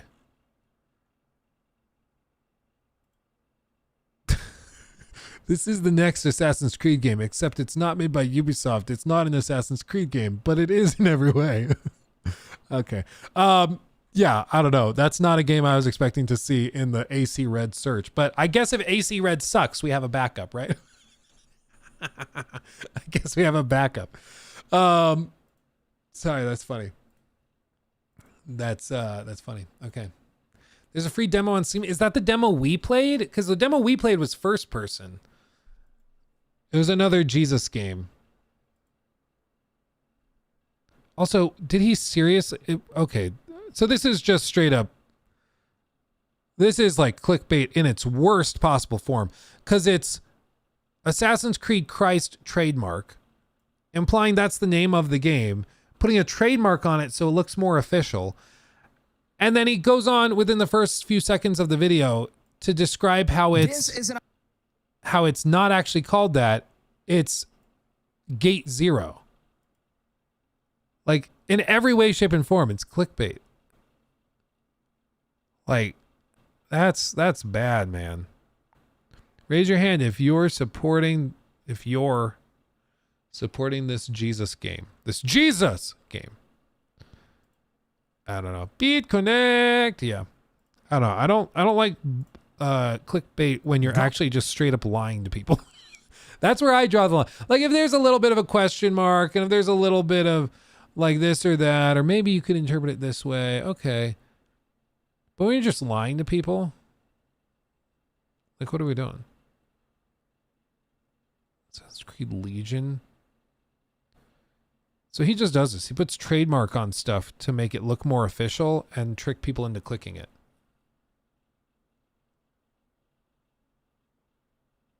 Oh, he also got the memo for thumbnails. That's funny. This is an I haven't Googled and searched enough Assassin's Creed videos. I didn't realize how many people are taking inspiration. That's funny. Okay. Anyway, new segment. That's the word. By the way, who DF is watching it? It's straight up. It's people that think it's like an official trailer. It pops up in the recommended. They tap it, realize it's not real, and then click off. Like, that's the whole thing. That's the problem with clickbait, is that you don't have an audience. You have a group of tricked people. And, then they hide comments that disagree with them or that call them out. And so you read the comments and it seems really positive. And now that dislikes are hidden on YouTube, the like to dislike ratio looks fine, but in reality, it's probably pretty aggressive. Okay. New segment. World premiere. New segment. Okay, so I'm interested in new information about AC Red. So I just searched on YouTube, AC Red. And then there's this video from The Hidden One, which seems to be an Assassin's Creed oriented channel. I believe I've seen them maybe on Twitter. The name is familiar, but it could also be other people. The Hidden One is not exactly like a novel name in the Assassin's Creed community, so I'm not sure. And plus, let's just say I like the I like the thumbnail design. I think that it's right up my alley. Let's just say right up my alley. All jokes aside, I don't have a copyright on thumbnail designs. It's whatever. I think, like, if you click on this thinking it's one of my videos because it's similar to my thumbnail style, and then you realize it's not, okay, like they played the game, they got you. But still, it is a little funny that it's very similar, except one of the words is yellow. But okay, let's see what he has to say. I will link this video in chat so you can go give him a view, check it out. But let's see together what this is like, because I am curious if there's any new information about AC Red. It's now 2024. This means a new year for Assassin's Creed, but more specifically Assassin's Creed codename Red. Now, I'll be honest, despite my last video quite literally talking about the downfall of this franchise, one thing I mentioned a few times in that video is that I'm looking forward to codename Red. Quite a while ago now, Ubisoft revealed a few upcoming Assassin's Creed titles, and the one I was most excited for was not Assassin's Creed Mirage, but actually codename Red, simply because it's taken the series to a setting that we've been asking for a long ass time, and that is feudal Japan. And since that Ubisoft Forward event, there's not been that much information about codename Red. However, that's not to say there's none. So what I want to do in this video is go over everything we know so far about the game, from information we already know, to every possible leak I could find, and even some details you might not even be aware of. Oh, and do be warned, this video will contain gameplay from Codename Red concept videos and even Ghost of Tsushima. And speaking of Ghost of Tsushima, there's going to be a lot of Ghost of Tsushima references and comparisons in this video. You'll see why when I talk about the leaks later on. So without further ado, let's get right into the video. I mean, hold on. It's in the leak, spicy release date outros. It's just a general compendium. Okay. Well, let's do. If it's just going to be a collection of this stuff, what we know, we can just do this. Last updated December 21st. Okay. Can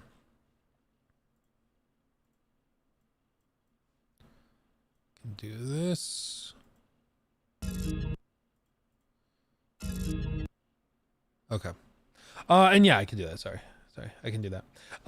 So voila. Okay, I guess Jacob, new segment, and we'll start over from here. I think this will work better. Because already, like, if people are in the chat are always already like, I don't know if I can put up with that. I don't want to push it.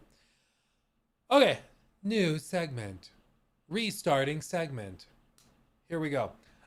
So I've been very interested in Assassin's Creed Red updates because since this initial reveal, or I guess announcement trailer, we really haven't seen much of anything. They did this little thing back in the summer of, or I guess right after summer, September of 22 is when they last dropped this.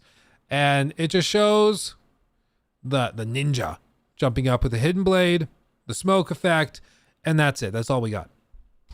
It's coming out this year, though. It's finally happening. It's coming out this year. And I am pretty intrigued because the last time we had this big of a gap between major releases was between Assassin's Creed Syndicate in 2015 and Assassin's Creed Origins in 2017. That was only a couple years, and it was primarily because they had the Assassin's Creed movie in 2016 that was supposed to serve as the Assassin's Creed thing for that year, while they took some extra time to kind of revamp everything and make this big, huge open world adventure game. And it, honestly, I think it was time well spent. Assassin's Creed Origins, granted, I am a fanboy for ancient Egyptian stuff, but I really thought it was really impressive and a total reworking of the formula.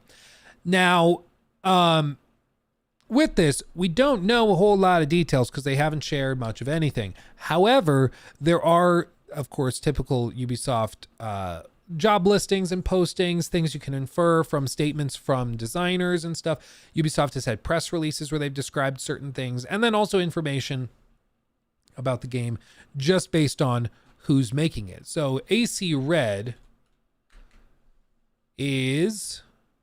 where is it? AC Red is being developed by Ubisoft Quebec. And Ubisoft Quebec, these guys are the same ones behind Assassin's Creed Odyssey. And, of course, Immortals Phoenix Rising. They also worked on Syndicate before that. So it's the guys behind Syndicate, Odyssey, and of course the Fractured But Whole, which you can't forget about. I mean, that's one of the most important games of our generation. So they have made extremely massive RPG games. They also previously did the dual protagonist thing with AC Syndicate that I think worked pretty well. And they're reportedly doing the same thing again with this game. They're going to be doing two protagonists where you can try either which one and play through the game with them. So, very intriguing. Very intriguing. I personally really like Ubisoft Quebec. I thought Odyssey was, as an Assassin's Creed game, not very good. As a like an open world adventure game, fantastic. I mean, people forget it was nominated for Game of the Year against Red Dead Redemption 2 and against God of War 2018. It's really easy to like hate on it because it's just Ubisoft, but I encourage you, I implore you, if you have not played AC Odyssey and you like big historical open world games, it is crazy how big the game is. And I think as an adventure RPG, it is very, very good. It also is a beautiful game. It has some amazing tech behind it. It's just very good. It's very good. As an Assassin's Creed game, but as an open world adventure game, I will die on this hill. Very, very good. Very good. I've gotten a lot of crap over the years for saying that. And it feels like just recently people have kind of come around and been like, actually, it's pretty good. So I've been saying this since it launched. Like there's a bit of grind in the last like quarter of the game. That's unfortunate. They kind of balanced it, assuming that you would probably play with the 5% or the, it's not 5%. I think it's a 50% XP boost, whatever. The $5 XP boost that they sell you. If you download that and you use it to play through the whole game, there is no grind. There's no sluggish section of the game later on. You can just go straight through the story and you're fine.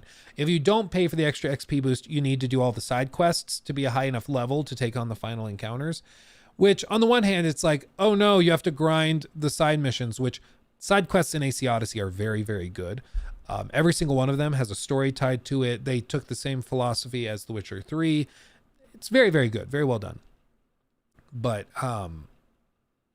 yeah, it does get a little slow, a little sluggish, but still a very, very impressive game. Very impressive game.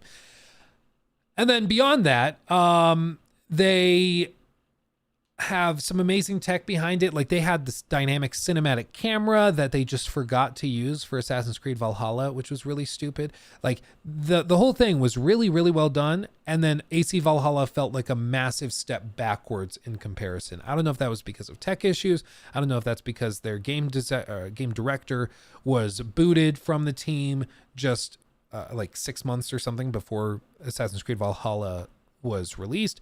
I don't know what exactly happened, but all I know is Assassin's Creed Valhalla was a bit of a mess in comparison to Odyssey. But these are the guys that are making AC Red. These are the one and only guys that are doing it. And I'm about it. I'm about it because I think that they know what they're doing. And Immortals Phoenix Rising, which was their last like big game that they put out, that did not do really well commercially as far as I'm aware. It was a big project that kind of blended a lot of different games together. Like, you know, it blended Breath of the Wild in with your standard like open world adventure game with some of the Assassin's Creed Odyssey inspirations tossed in as well. It was pretty good. I enjoyed it. I'd encourage you to try it if it's free or on Game Pass or whatever. I think it's a good time. I had a good time with it. You know, maybe like an 8 out of 10. It's good. It's good. But they have not done a big Assassin's Creed game since Odyssey, and this is going to be their first foray back into the franchise since 2018. And they've had plenty of time to work on it, which is very reassuring. It's very, very good to hear. So, what do we know about it? Well, my friends, what do we know? For one, that trailer, where the leaks, you know, if they hold true, we end up with a choice between 2 playable characters, 1 samurai and 1 shinobi. Also, Joraptor, whenever we talk about this on the podcast, he calls, like, I'm American. I always go ninja because that's just how it sounds to Americans, I guess. That's how we say it. He calls it ninja. What is the actual correct way of saying it? Because I feel like if I start going, yeah, and I'm going to play as a ninja, I feel like people are going to make fun of me. You know, I feel like that's a great way to get bullied. So I don't know if I want to jump down that rabbit hole. You know, just shinobi, go with shinobi. I can do that. I don't know if I, as a very, very white guy, can get away with like ninja. You know, I don't know if I can do it. So I'll just shinobi. Do shinobi, okay? It's like it's the one of my pet peeves. I'm sorry, this is a side tangent. One of my pet peeves is when like people that are not anywhere related to a certain like culture or language, but they try to say it that way. Like when we had my oldest son Lachlan. Lachlan is like a Celtic name, right? Technically Scottish, right? He is a baby. He doesn't care. But when a friend of mine's mom heard that we had the kid, what's his name? Lachlan. And then she sees it written down. She's like, oh, Lachlan. She lives in Nebraska. Okay. Like, oh, Lachlan. He's like, just Lachlan. You can just say Lachlan. Well, it's Scottish, so it's Lachlan. We're like, calm down. Calm down. It's the same thing with people that go to like a Mexican restaurant and they're like, yeah, I would like a quesadilla, burrito. It's like, stop. No, stop it. Stop. Or you go to an Italian restaurant. I would like a spaghetti. Would you like extra cheese on that? No, I'm fine. It's like, you're making everyone uncomfortable. Okay, stop it. Please stop it. But we all know one person that does that. They go in there and they turn on their weird twisted version of an accent anytime they're trying to say something in a different language. And it's like, bro, cut it out. Like, please. It drives me crazy. Drives me crazy. Are we from that culture? Yeah, Nikki has a lot of like Finnish in her.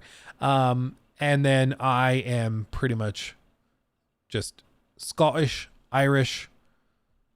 There's a little bit of German from my mom's side because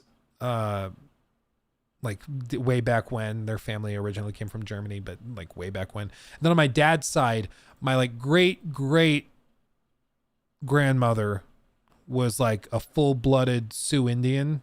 So like in the Black Hills. So I know I do not look like it at all, but I also apparently have some Native American in me as well, which makes sense. Like my grandma, she looked very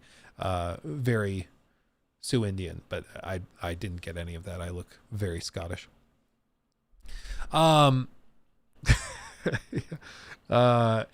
Anyway. Elizabeth Warren is a native. Dude, I forgot about that. That's funny. Yeah. Or what was it with like Michael Scott? He was like, what percentage? I don't know which. It's been too long since I saw the episode, but it's like, oh, what percentage of that race are you? He's like, 4/15. They're like, that doesn't make sense. 4/15. Oh yeah. Okay. Yeah. Isn't trying to match the accent better than the alternative? Like, anyone here can search hot dog speak Spanish and check the second result. Personally, I just like, if you don't have the accent, that's okay. If you don't have the accent, that's okay. If you come in and you're like, hey, can I have a, well, it's true of like anybody from a different culture that doesn't speak English that comes and tries to like read off an American menu. Or like in the Pink Panther, when he's asking for a hamburger. I would like an amber fur. It's like, you know what? That's okay. That's okay. You don't speak English primarily, or you just learned it, whatever, or you have the accent. That's fine. That's fine. I prefer that than somebody trying to be like poorly trying to have an accent for a language that they don't speak. I would like an amber fur. Yeah. Dude, it's been so long since I saw that movie. I was probably like 8 last time I saw that movie. That's so funny. I totally forgot that. I would like an amber's fur. Okay. Anyway. Yeah, pronunciation's fine. Don't try the accent. Yeah. See, I think that's fine. I think that's fine. It's like if you're at the Italian restaurant and they bring up the fingers, you're too far. You're too far down. Okay. We're screwed. We're screwed. Okay. Sup, Jacob? Good to see you. Okay. Let's do, sorry, Jacob, you're going to have fun editing this. Continuing on. So the setting is established as ancient Japan, or people will say like feudal Japan. The franchise has explored no fewer than 10 different locations around the world since the series made its debut 15 years ago, but it has never ventured into Japan until now, that is. Mark Alexis Cote says that, I didn't change the screen, did I? Oh my God. I'm a professional streamer, everybody. Oh God. Okay. Sorry, Jacob. So we'll try that again. Confirmed through clear visual indicators in the trailer, AC Red is set in ancient or feudal Japan, as people have said. They've never gone to Japan.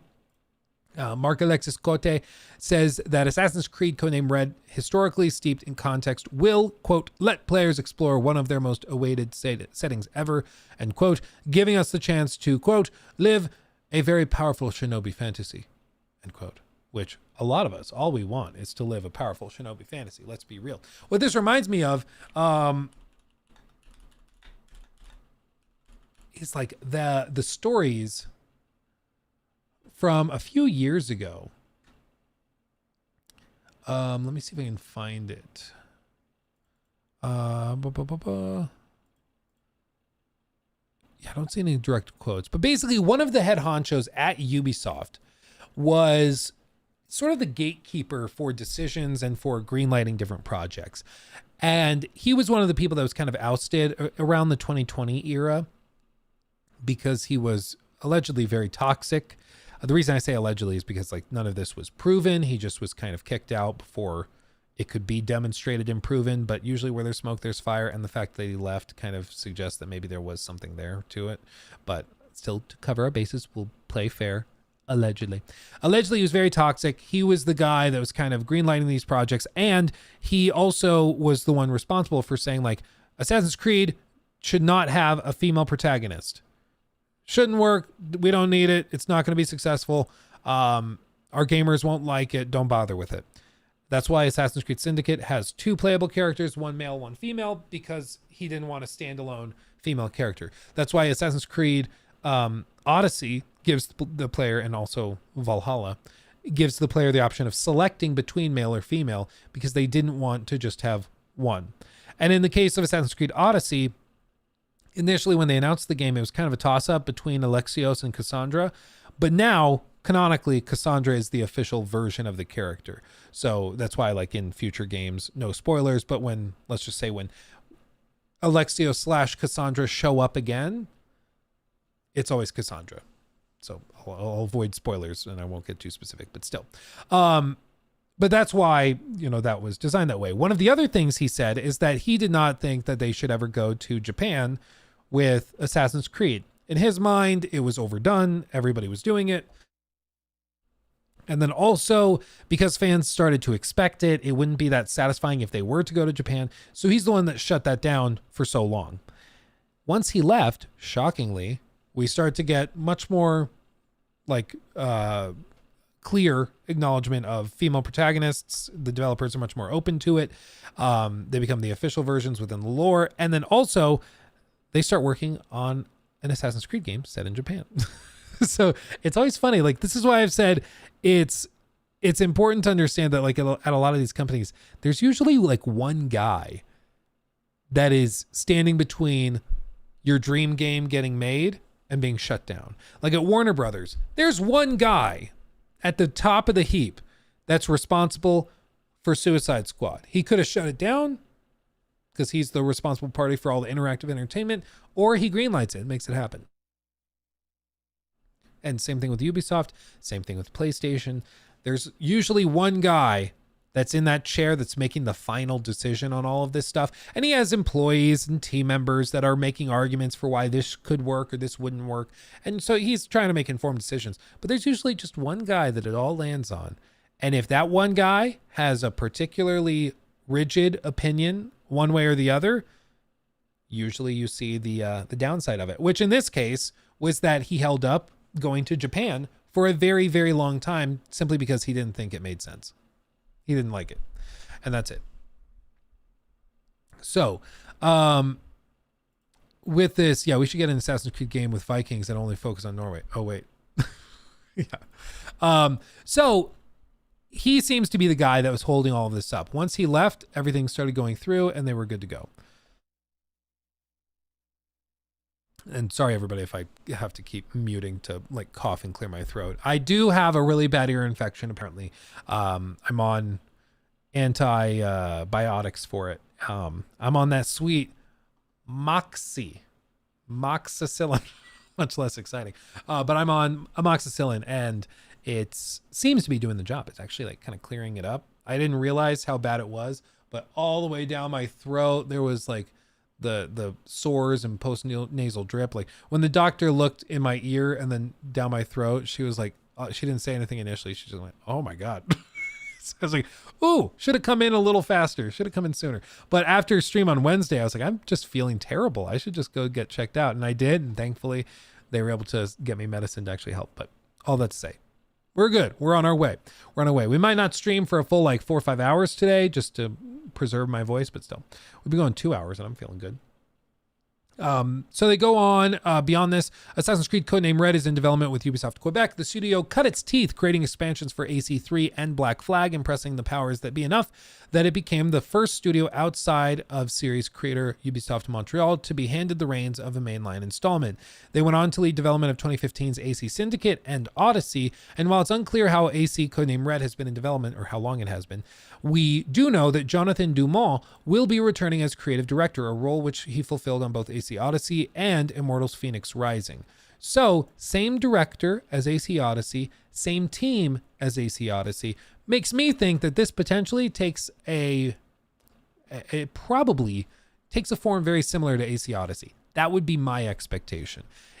When you're trying to figure out, okay, is this more of an Assassin's Creed Mirage? Is this more of an Assassin's Creed like Valhalla or Origins, or is it more of an Odyssey? It's going to be more of an Odyssey. Probably a big open world that's massive. It's probably built out with the same tool set as Odyssey. So cool dynamic cinematic camera for every interaction. So every side quest, every conversation with an NPC gets the nice cinematic camera and camera angles, just like Odyssey, just like Baldur's Gate 3, just like The Witcher 3. So we're going to get all of that. It also probably means that it's a full-on RPG. So there's going to be lots of character customization, lots of weapon customization, or at least build customization.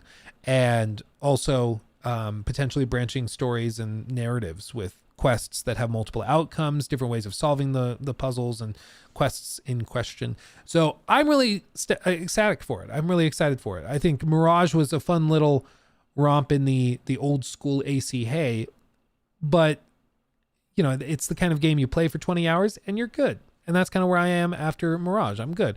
I hope that they greenlight another game for Bordeaux to work on that's perhaps maybe a dedicated standalone game with a full budget in the stealth genre of AC. But this one's going to be more like Odyssey. So it's going to be very interesting to see how it plays out. Origins over Odyssey, gang. Yeah, they're two different types of games. I like the gear and equipment system, I think, in Odyssey a bit more now that I've had time to like settle on it. Origins is fine, but it's a little clunky.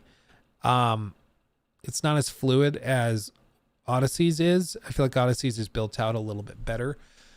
And I also love just a lot of the little quality of life improvements they made with Odyssey, like the cinematic camera, like every side quest having a story associated with it.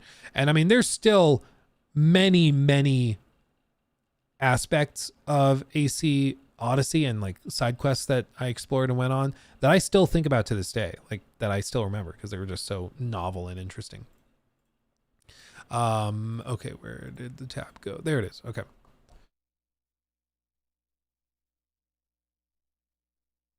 So we have that. That to me is really promising because, I mean, again, he with AC Odyssey nominated for Game of the Year against two of the best games of the last decade.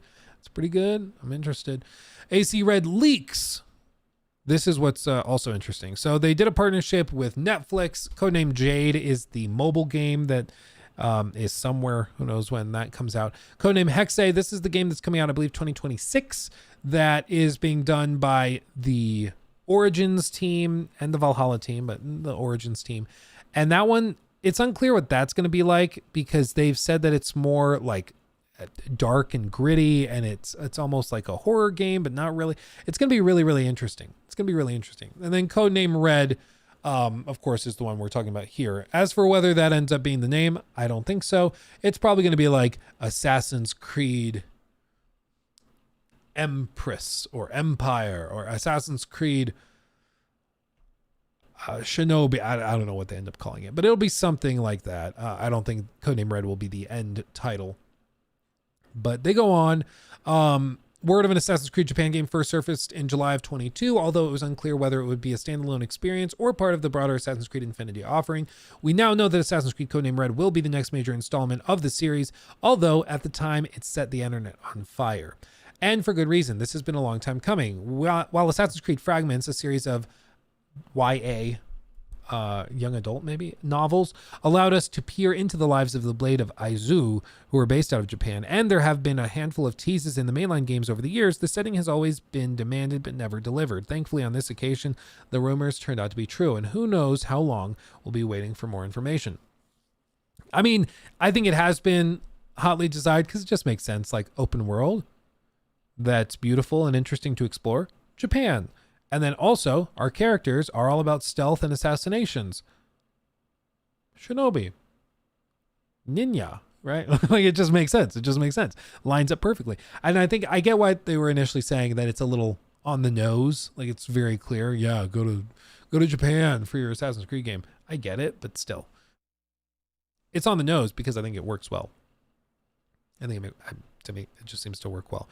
The most recent rumors have come from an undisclosed inside source via Insider Gaming, who has an amazingly positive track record with all this. If the leaks hold true, we can expect to choose between 2 playable characters in Codename Red, a samurai or a shinobi. Whether the character selection will work seamlessly, or rather similarly to Odyssey, and lock in your choice for the game's duration, or if we'll be able to swap mid-game, we aren't yet certain. In the announcement trailer, you can see the female samurai character, and according to Insider Gaming, the as yet unseen shinobi is understood to be an African refugee who learned the way of the creed. And the leak seems to have been in some way ratified by a LinkedIn leak from an Assassin's Creed writer when he posted an image of a female samurai brandishing a katana. It was also accompanied by a stylized logo for the new installment. At the very least, it seems to be a prototype branding that is liable to change in the final product when the game is expected to launch in 2024. Playing as samurais or shinobis, it makes sense that an earlier leak from Insider Gaming let slip that Codename Red will hone in the stealth gameplay that will encourage the open world map exploration and RPG gameplay while still encouraging the open world map exploration and RPG gameplay. With all of this, it's like, it's going to be a very interesting game because, again, they could go the route of Odyssey and you just pick Shinobi or pick Samurai. You play through the whole game like that, and that's it. I personally think they're going to go more the AC Syndicate route. I've heard some rumblings suggesting that that's the case, mainly because you have the stealth-focused character and the melee brute force focused character, and being able to put them both in combat encounters and missions together can create some really interesting dynamics. It's one of my favorite things about AC Syndicate is that you can go through a mission and, like, at times it'll be just an Eevee mission. Sometimes you'll swap to Jacob Fry, but you can, like, pair the two together. So you can have a stealth bit over here where she's doing something, and then you switch to Jacob, and then he goes over and does that, and then you switch and do this stealth section to open up this door. He goes in and bashes these heads over here, and then she sneaks over here. There's ways that you can pair them together in a really cool way, and I think it just makes too much sense to do that. For them to, like, go the other direction would just be very, very bizarre. So I don't get the idea that they're going to give you the option of, like, melee or stealth.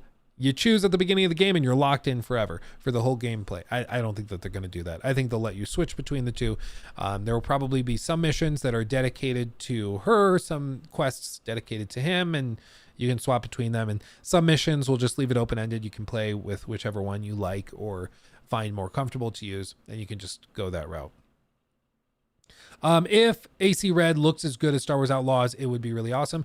Yeah, so the interesting thing, I think...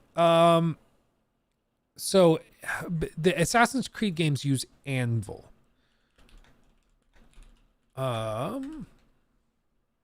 They use an engine called Anvil. And it's, let's see. It's why all those Assassin's Creed games kind of look very similar. The NPCs all look very similar, and it's because it's using all the same engine. But Ubisoft has 2 engines at their disposal. Snowdrop, I believe is what it's called, and the Anvil engine as well. And I don't remember if Outlaws uses the Snowdrop engine. It does not use the Anvil engine. So I don't think they'll look that similar, visually at least. I don't think they'll have a lot of the same bells and whistles. So just to be clear about that, they're going to look different. I also don't expect AC Red to necessarily be like the best looking game of the year, but I do think it's going to be a good looker. Bear in mind, it's been like 3 years since we saw the last mainline Assassin's Creed game. And there weren't a whole lot of, like, we haven't really seen many visual upgrades. AC Mirage had a couple of little like knobs twisted and altered, but it was basically Valhalla, just with a couple of extra like resolution boosts and stuff, and that was about it. But AC Red is going to be a totally revamped version of the engine used in Odyssey, and I'm ready for it. I'm ready for it. I'm buckled up and ready. So I agree, if they look similar and if they can compare, that would be awesome. But my guess is that my guess is that they're going to be just a little incomparable, little bit. Didn't Anvil get upgraded? Yeah, all of these engines get upgraded, but just like we saw with Starfield, just because you put another number next to an engine doesn't mean it's a different engine or that it's totally changed. I think the Anvil engine is an amazing engine that has amazing data streaming tech, that's very, very fascinating. And they've always just blown me away with how good their data streaming tech is. And with Snowdrop, it also seems to be the case that they have really good tech for that. But with this, I mean, they're just two different tool sets entirely. So we'll see. They've definitely made upgrades to Anvil, but we just don't know what those are because we haven't seen them. We've seen the upgrades to Snowdrop with Avatar Frontiers of Pandora and with Star Wars Outlaws. And it's pretty clear that those upgrades were pretty sizable and pretty impressive. Whether the level of upgrades we get with AC Red are on that level, or if it just looks like Mirage, but maybe a little bit better like subsurface scattering and stuff like that, who knows? But that's what's partially exciting, is that we just don't really know what the deal is. Like we don't know those details yet because we haven't seen it. And my guess is, people were asking me, when do you think we see the next thing of AC Red?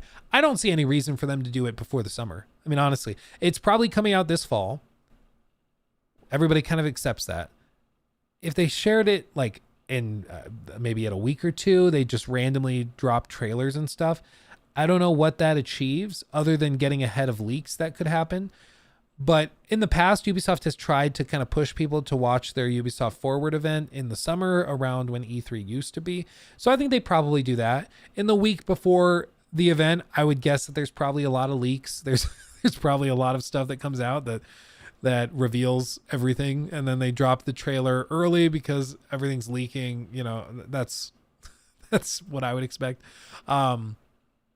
But still, yeah, I would expect stuff to probably leak at a time, but I still think they're pushing for a summer window.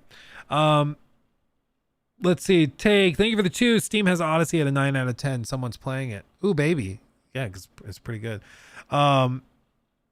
Let's see. And then, yeah, Tight. Thank you for 13 months. Gee whiz. Yeah, I did a play in high school at 3 lines and I messed one up. Felt so bad and I could never do one again after that. Oh, dude, that's scarring. That's scarring. I'm sorry, bro. And Basit, thank you also for the super chat. Bit off topic, but I was thinking on it, would like your input. Why do people gravitate to edgy characters? Ask a Naruto fan their favorite characters. Itachi, DMC fan, Virgil. Why do they like edgy characters? I think the people that like edgy characters are just more vocal about it, personally. I don't think that the majority of people prefer edgy characters over like just a well-written, well-rounded character. I think it's just the people that like edgy characters never shut up about liking them. It's my personal stance. Let's see.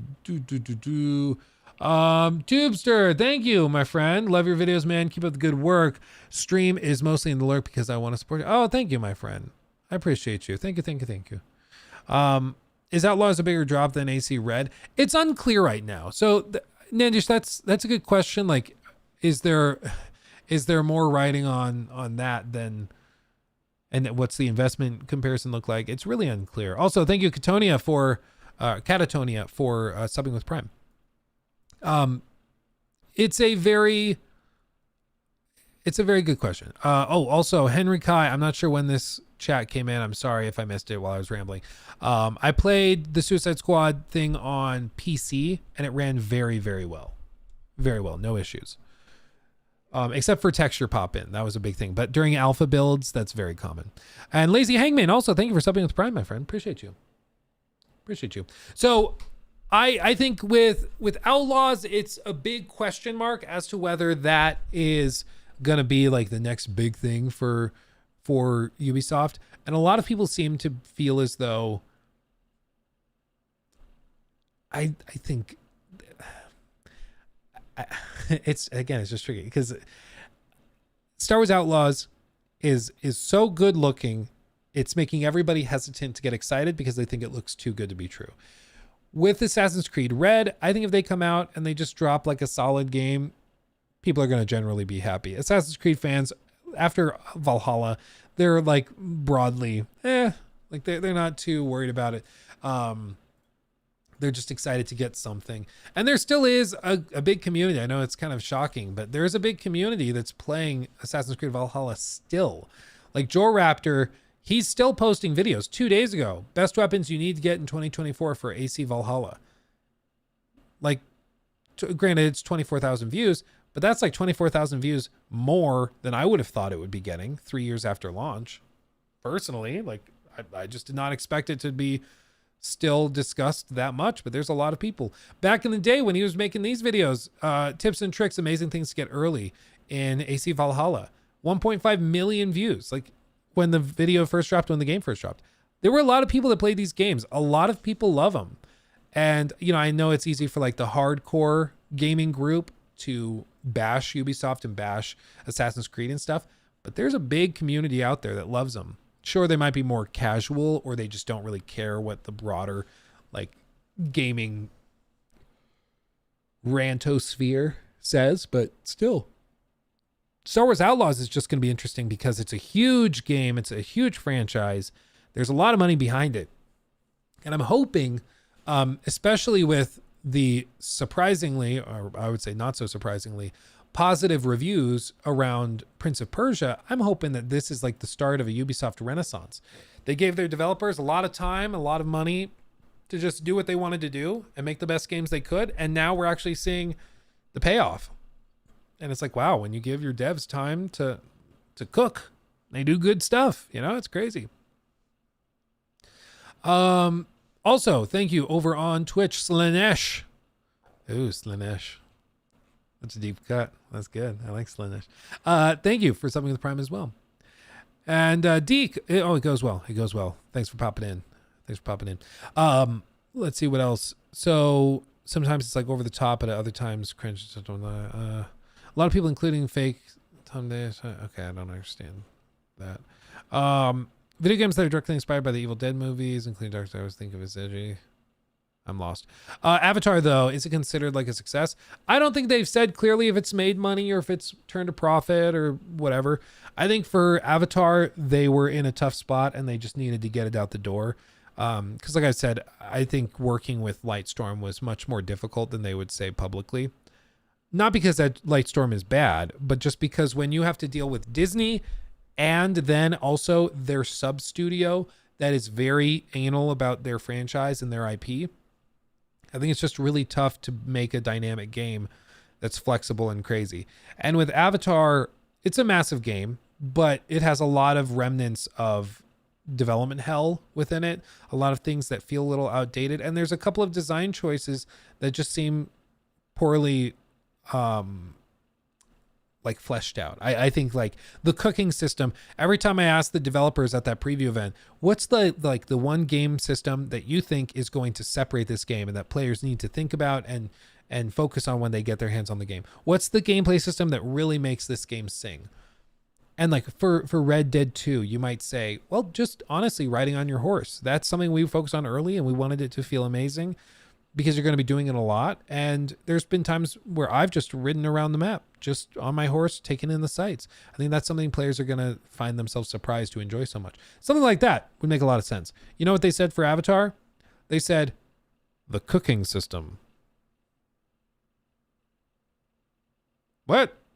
The cooking system? Yeah, the cooking system.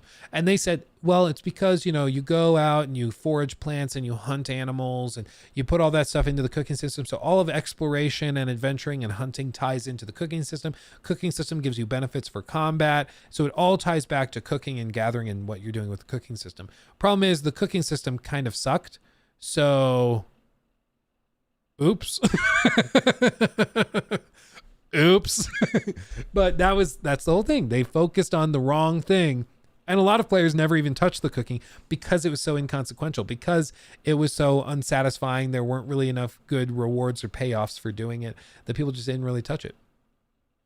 I spent 65 hours playing Avatar and 100%ing it, and I cooked maybe 7 times. Exactly, Spencer. And if I didn't hear it from the game director's mouth himself while sitting next to him and talking with him, if I hadn't heard it from him, I wouldn't have believed that they put that much weight into the cooking system. But straight up, he said the one gameplay system that defines and like really makes Avatar Frontiers of Pandora is the cooking system.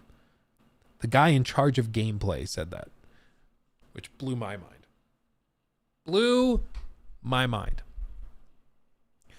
Don't want to spend too much time and money on games this year. Any upcoming games that are a must play? That are a must play? It's hard to say right now. I think, like, honestly, Dragon's Dogma 2, I'm sure is going to be really good.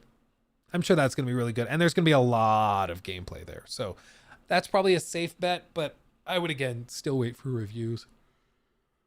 Personally. I will say cooking in Red Dead 2 is actually much more substantial than in Avatar, in my opinion.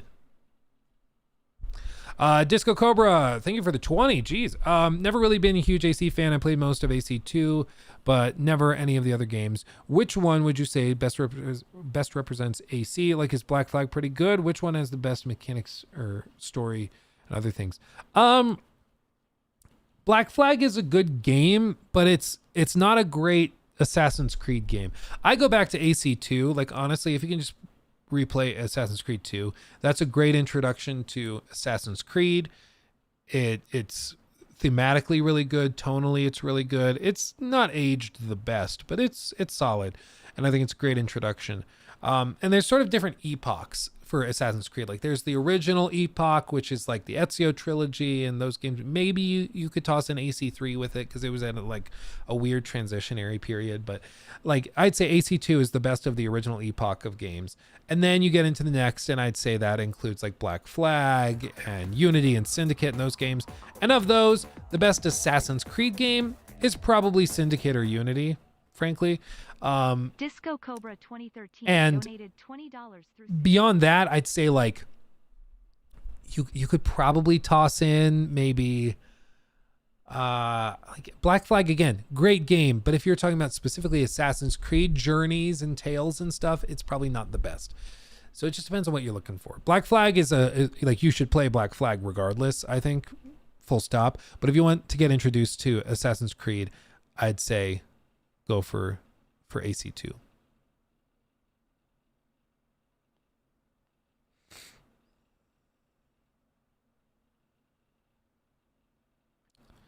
Oh, geez.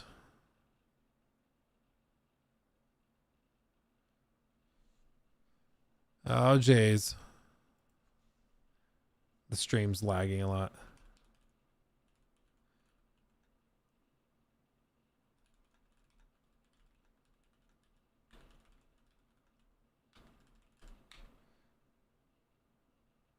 It's weird. Are we back? Is it okay now? I think we're back now. That was really weird. That was really weird. I think there's this winter storm is causing some issues. I wonder if like they're doing maintenance or something. Because that's weird. Zaslav's coming for the stream. Yeah. No, it was not you. It was not you. I was watching like the stream like dropped frame counter. It's weird. There's no missed frames for rendering lag, no missed frames for encoding lag, but there's a bunch of dropped frames, which says it's a network issue, but nothing's going on in the network right now.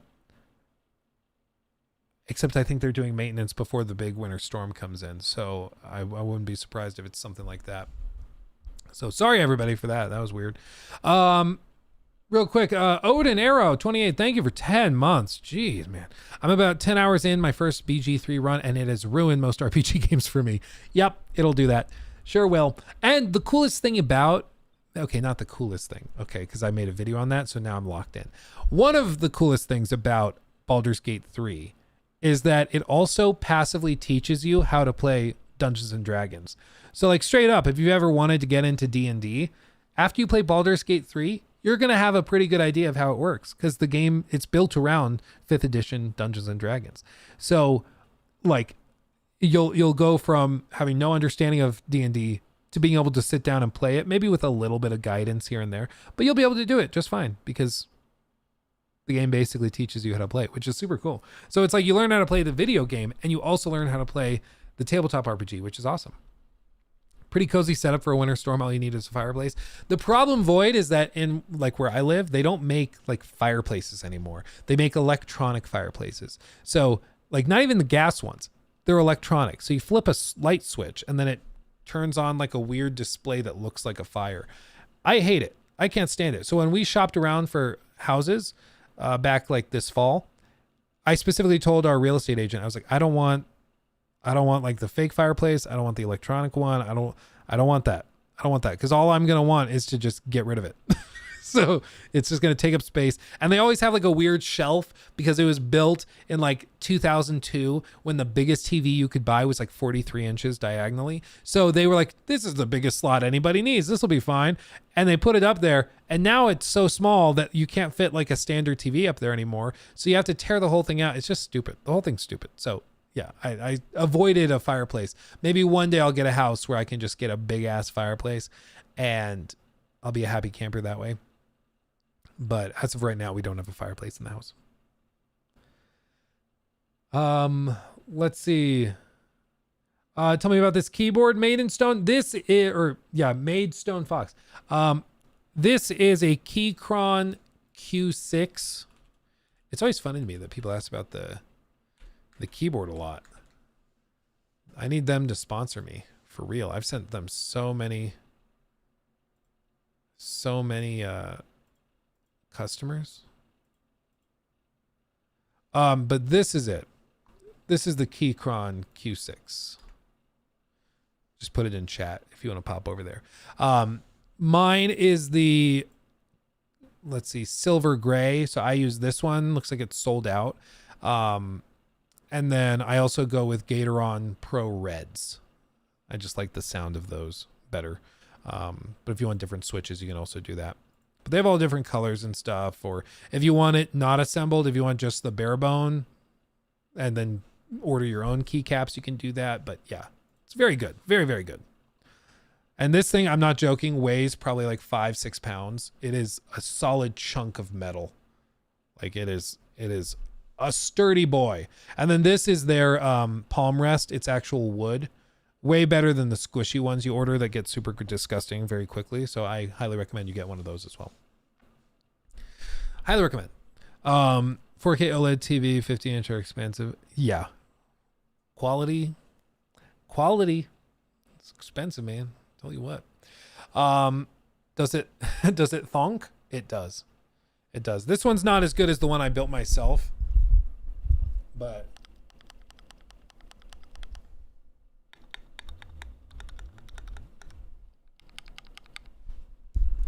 it's thonky.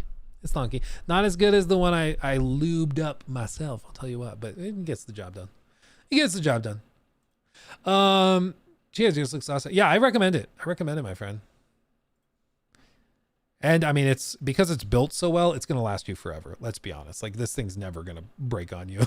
And the nice thing is because it's custom, if it does, you just take out the switch and replace it. Like you're fine.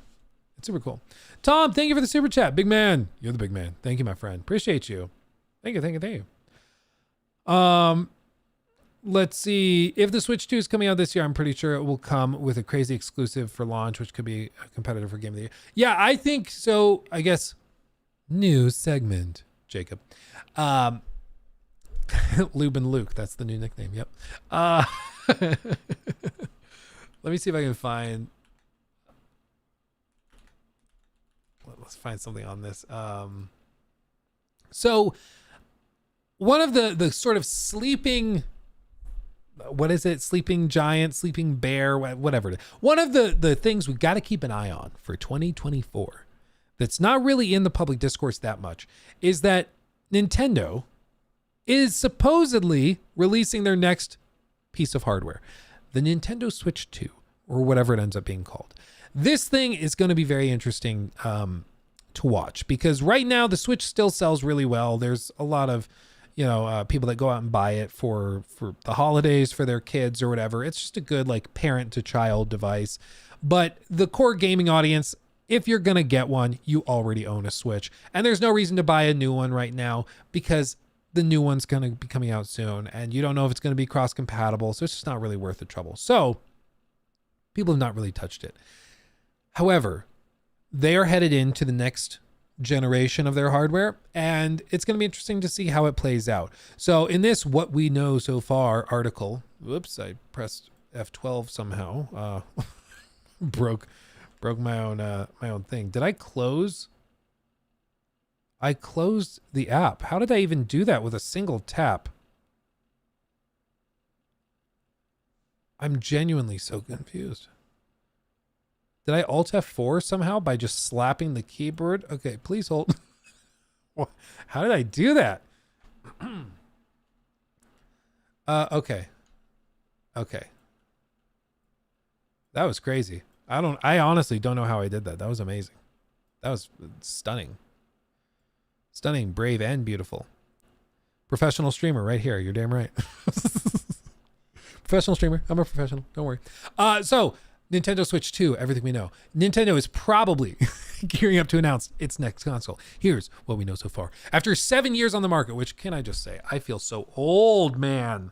I remember when they announced it, and then like everybody wanted one, so everybody was rushing out to try and buy one, and it was sold out everywhere. When I got my Nintendo Switch, I remember I was like calling around, and like I can't remember if I had the day off of work or what, or maybe I like made up an excuse to leave work to go and do this. Maybe it was over my lunch break or something. I don't know, something like that. But I was calling around constantly while I was working as a janitor, and I was trying to find a place that had one in stock.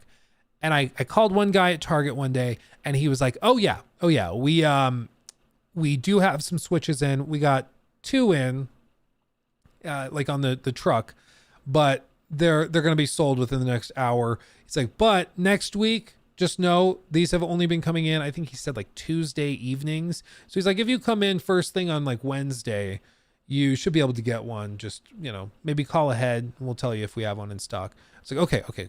So Wednesday comes around again, and I called him, and he's like, yep, we do have 2, but there is a guy checking out with the first one right now. So there's 1 left. I can't promise it's going to still be here when you get here, because I can't hold it for anybody, but yeah, there's 1. I was like, okay. So I hopped in my car, my 1996 Volvo station wagon that looked like a hearse. I jumped in that thing and I drove over, and I like got out of my car. I'm like quickly kind of like half jogging into Target, and I go inside and make a sharp left turn, and I'm going towards the tech section. And then I see over my shoulder another man. Like, I don't know, he may look maybe like early 30s, a bigger dude, but he's also walking very quickly, following right behind me. I was like, I think he's coming for it too. I think he's trying to get it. So I like kind of pick up my speed, and I start walking even faster, and like he starts walking a little bit faster, and we're just going and going and going and going and going. And then finally I get to the counter. I'm like, do you have the Nintendo Switch in stock still? I want it. And they're like, yep, we got the last one. And he reaches down, pulls it out of the little like glass thing that they had, and sets it up on the counter. And the guy that was behind me, he comes up, and I don't remember exactly what he said, but it was probably something like, is that the last one? Yeah, that's the last one. Damn it. And then he just walks away. I felt kind of bad, but I was able to get it. And so I got that Switch, and I felt so cool with it, and I loved it. And it was like also at a time where like, I think it was like the first console, let's see, 2016. I think I got that before I even had a PS4. Because I think the PS4 I got late 2016 with like one of my first YouTube checks. I think the YouTube check was like $400 or $500 or something. And it would have been like accumulating for 6 months or a year or something. So it had been like forever. And it'd take me to get to that level. But I felt so cool to finally have that much money that I could buy this console. And I bought it for like $299 at Best Buy. And it was bundled with Uncharted 4. And I went to like the discount bin and I got like Bloodborne for $10. And I got a couple of other games for $10 a piece. And so I got like the latest console with the biggest games. The original Last of Us was one of them. And I think it was all together like $330 or something for everything. I felt so cool. And like, it was a whole new world to have this console and then to be playing these console games that I had never gotten to play through all of my high school years, all my childhood, finally getting to play through all of them. I felt so cool. And I remember that. Wasn't that long ago. Now, granted, when I think of like what's happened in my life between then and now, I'm like, oh yeah, that was like before college and all of that happened, before COVID, before I worked like my big boy job, before I got married, before I had 2 children. It's like, okay, yeah, no, that was a little while ago. So then it's in perspective. But as you like go through your 20s, you go from like your whole context of life being 20 years by the time, you know, you're in adulthood.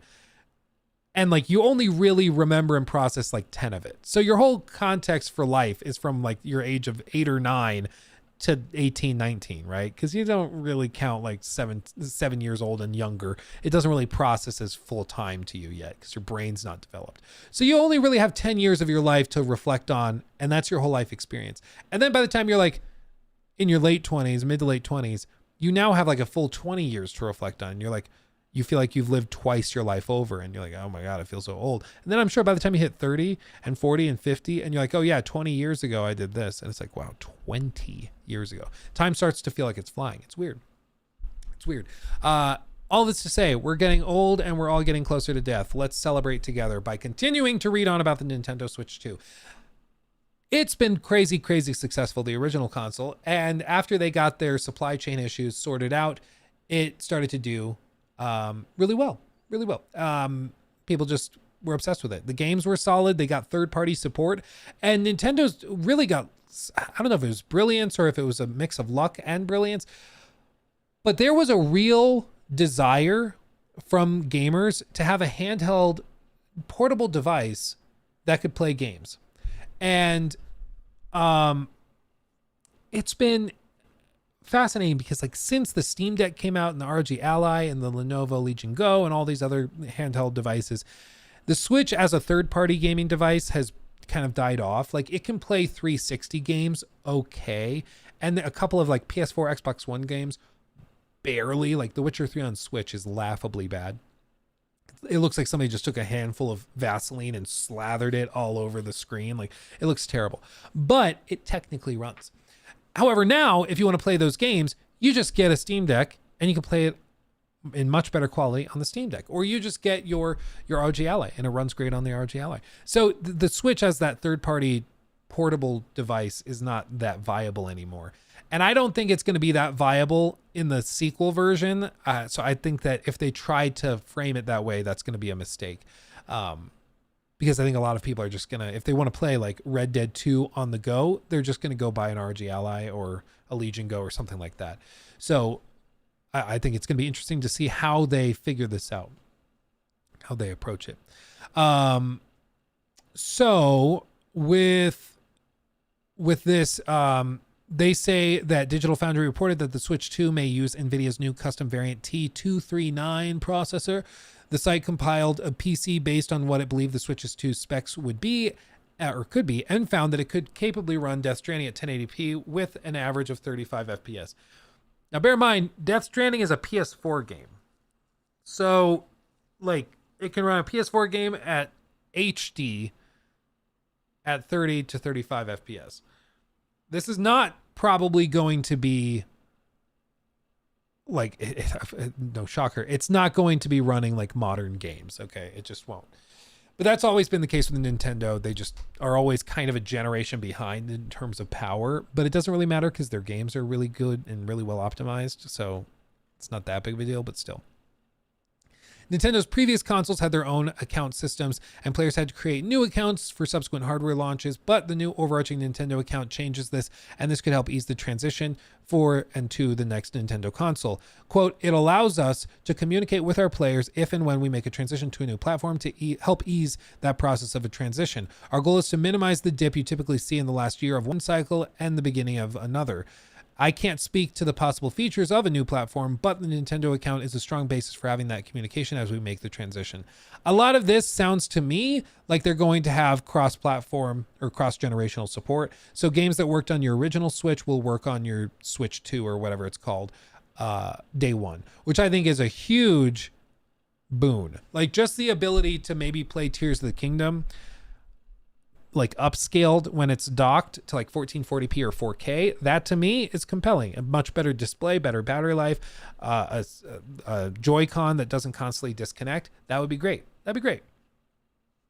So that's a potential, inference you can make from this. If they don't have Nintendo Switch game support on this new console, that will be such a huge blunder. I will be amazed.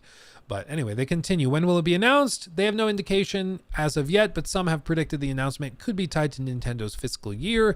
Nintendo's new financial year begins on April 1st, so some are expecting an announcement just before then to help pump the stock price and generate momentum heading into the next quarter.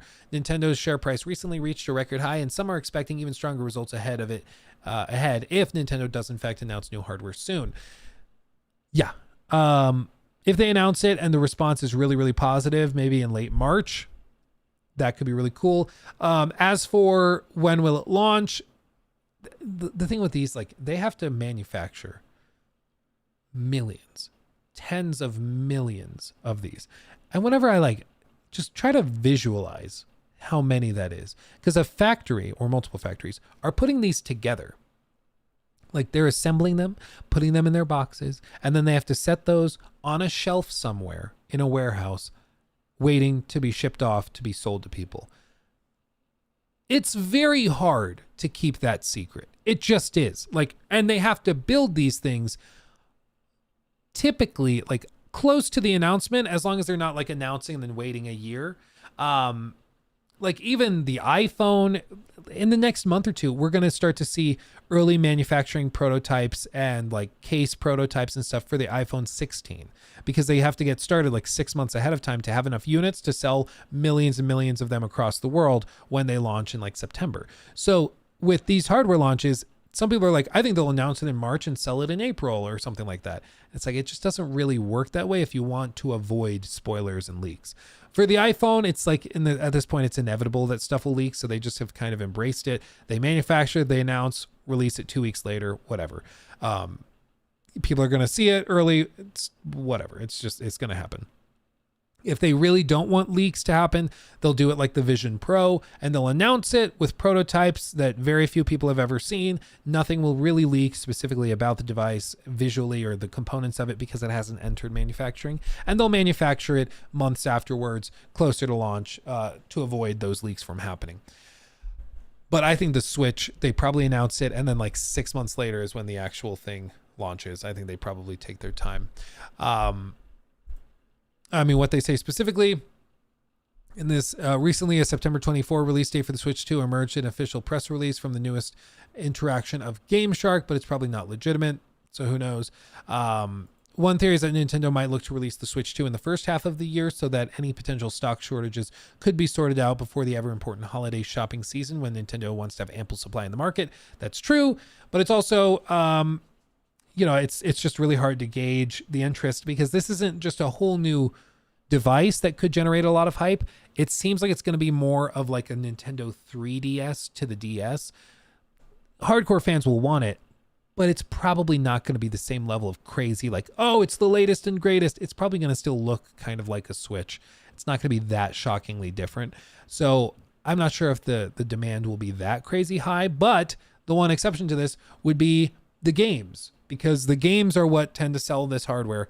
And a lot of people have just assumed that they're going to be coming out swinging with some launch titles, which the Switch was kind of blessed with Breath of the Wild as a launch title, because that game, of course, many people called it one of the greatest games of all time. I still would insist with that. Tears of the Kingdom makes it look like a demo, which is even more shocking. But at the time, it definitely was like, it earned that 10 out of 10, in my opinion. That being said, that was like the one game because later they brought like Mario Kart 8. They brought all these Wii U games to the Switch, but they were Wii U games just ported over. So they haven't really made a standalone Mario Kart since then. They brought Smash Bros, to be fair. And I would imagine that they bring that day one as well. And that's an easy layup. But yeah, it's going to be interesting.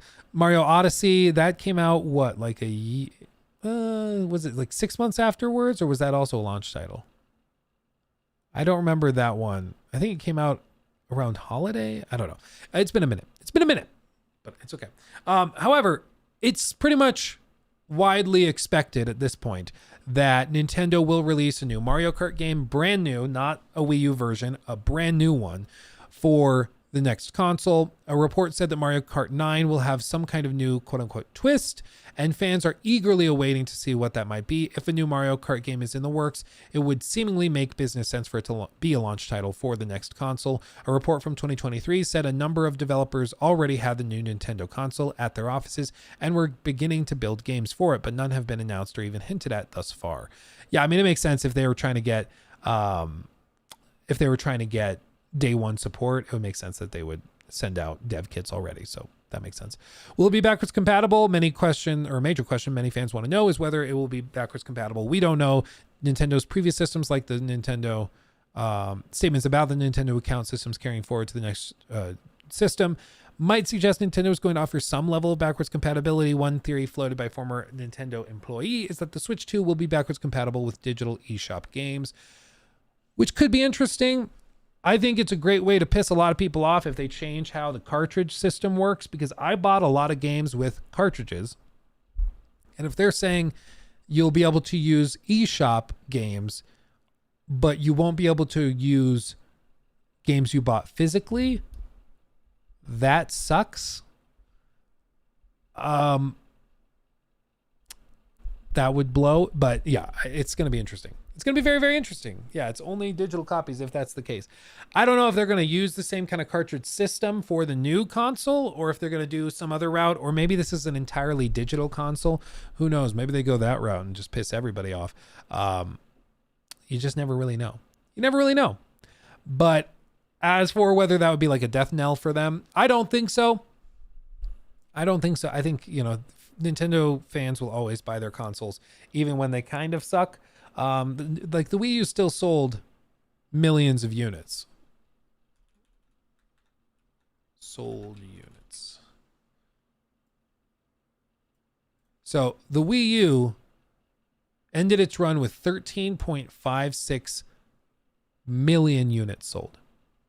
There's 13 million Wii U's out there.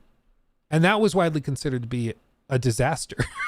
So even if it's not that crazy successful compared to like the Switch, which has sold 130 million units and more than 1 billion copies of games, it's not even close.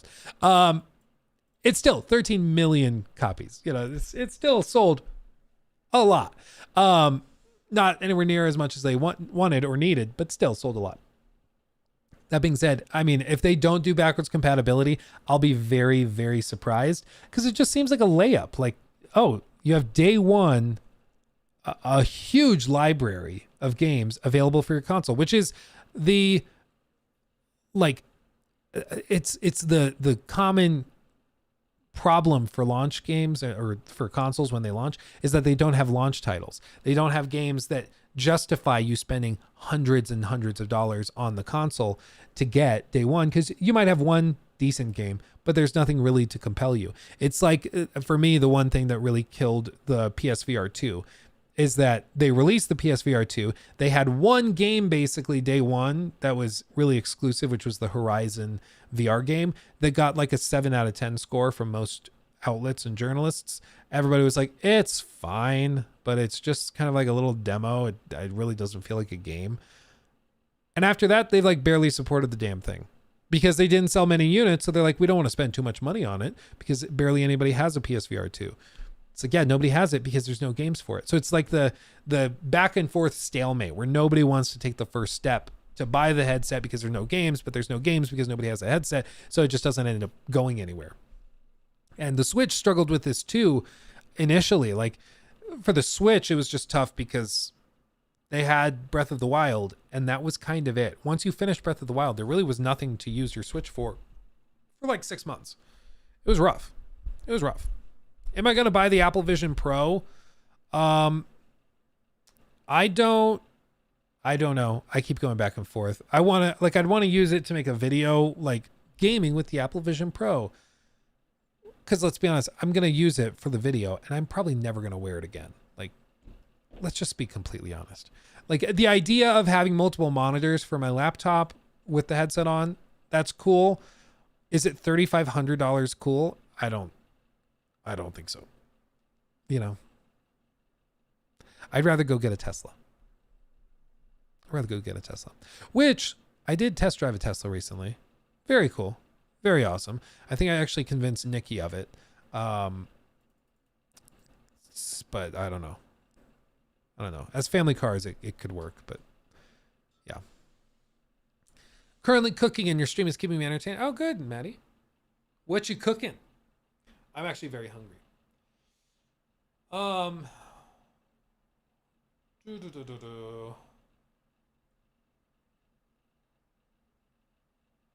F-150 Lightning.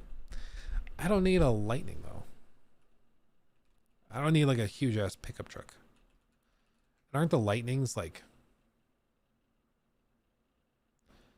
Oh, this one. This is a 2023 F1 Lightning Pro for $53,000.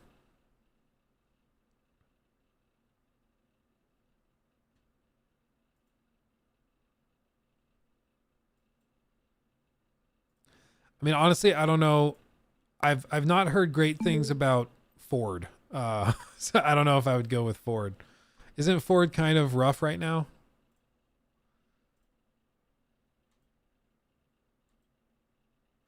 Well, this is a used one, to be clear. I'm pretty sure. They have it classified as new. Is it not new? Or is it brand new? Oh, maybe it is brand new.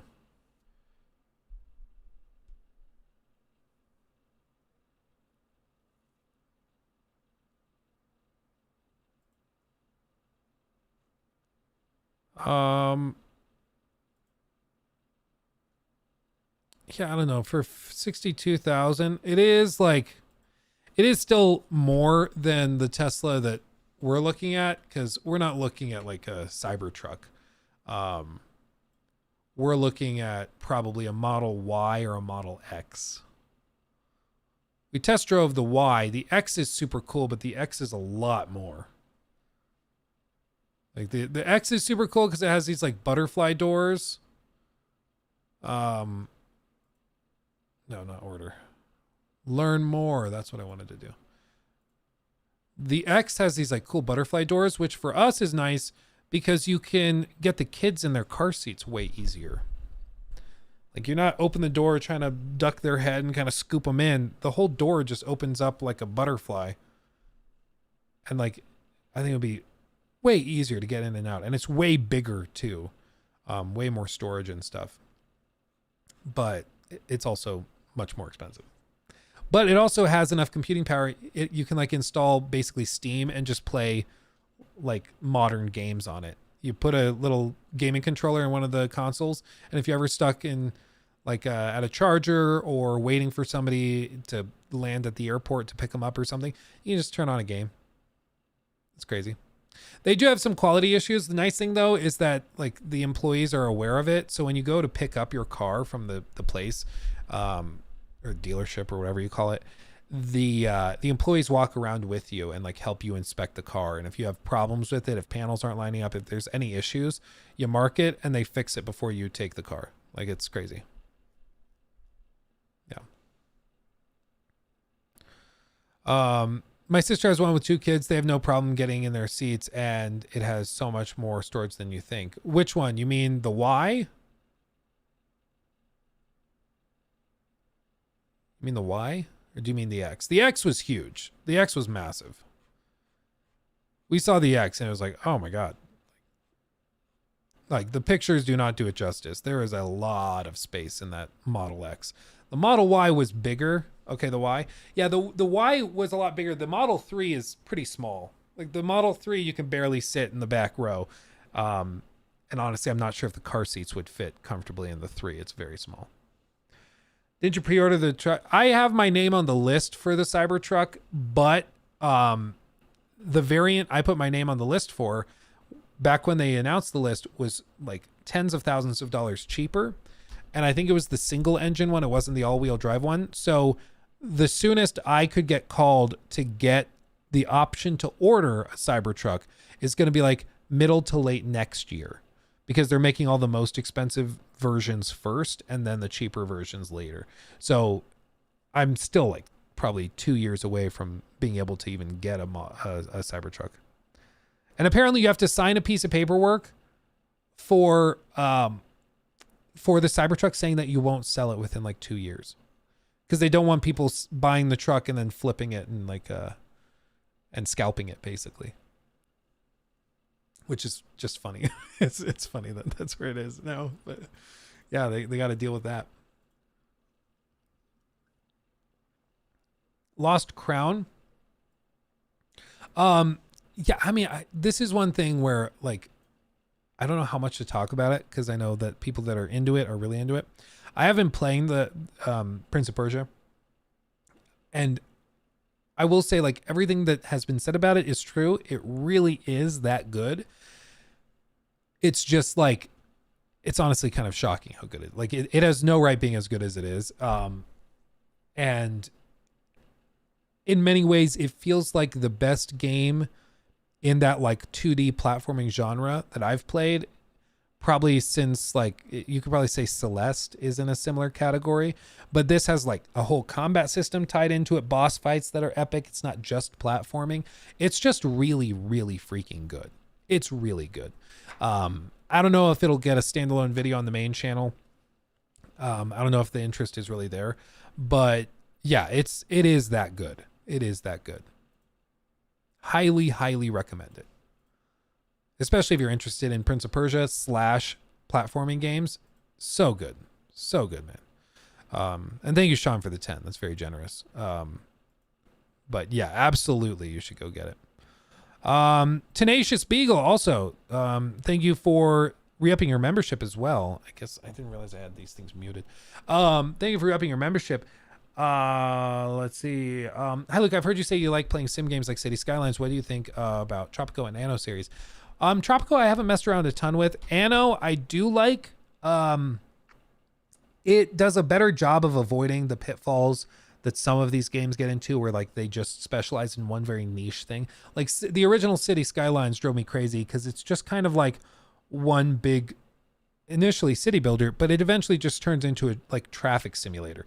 Like you're just always pigeonholed by the amount of traffic going through different city streets. And if you didn't start building your game with like 5-lane highways, you're screwed. And so that always drove me crazy, and was frustrating.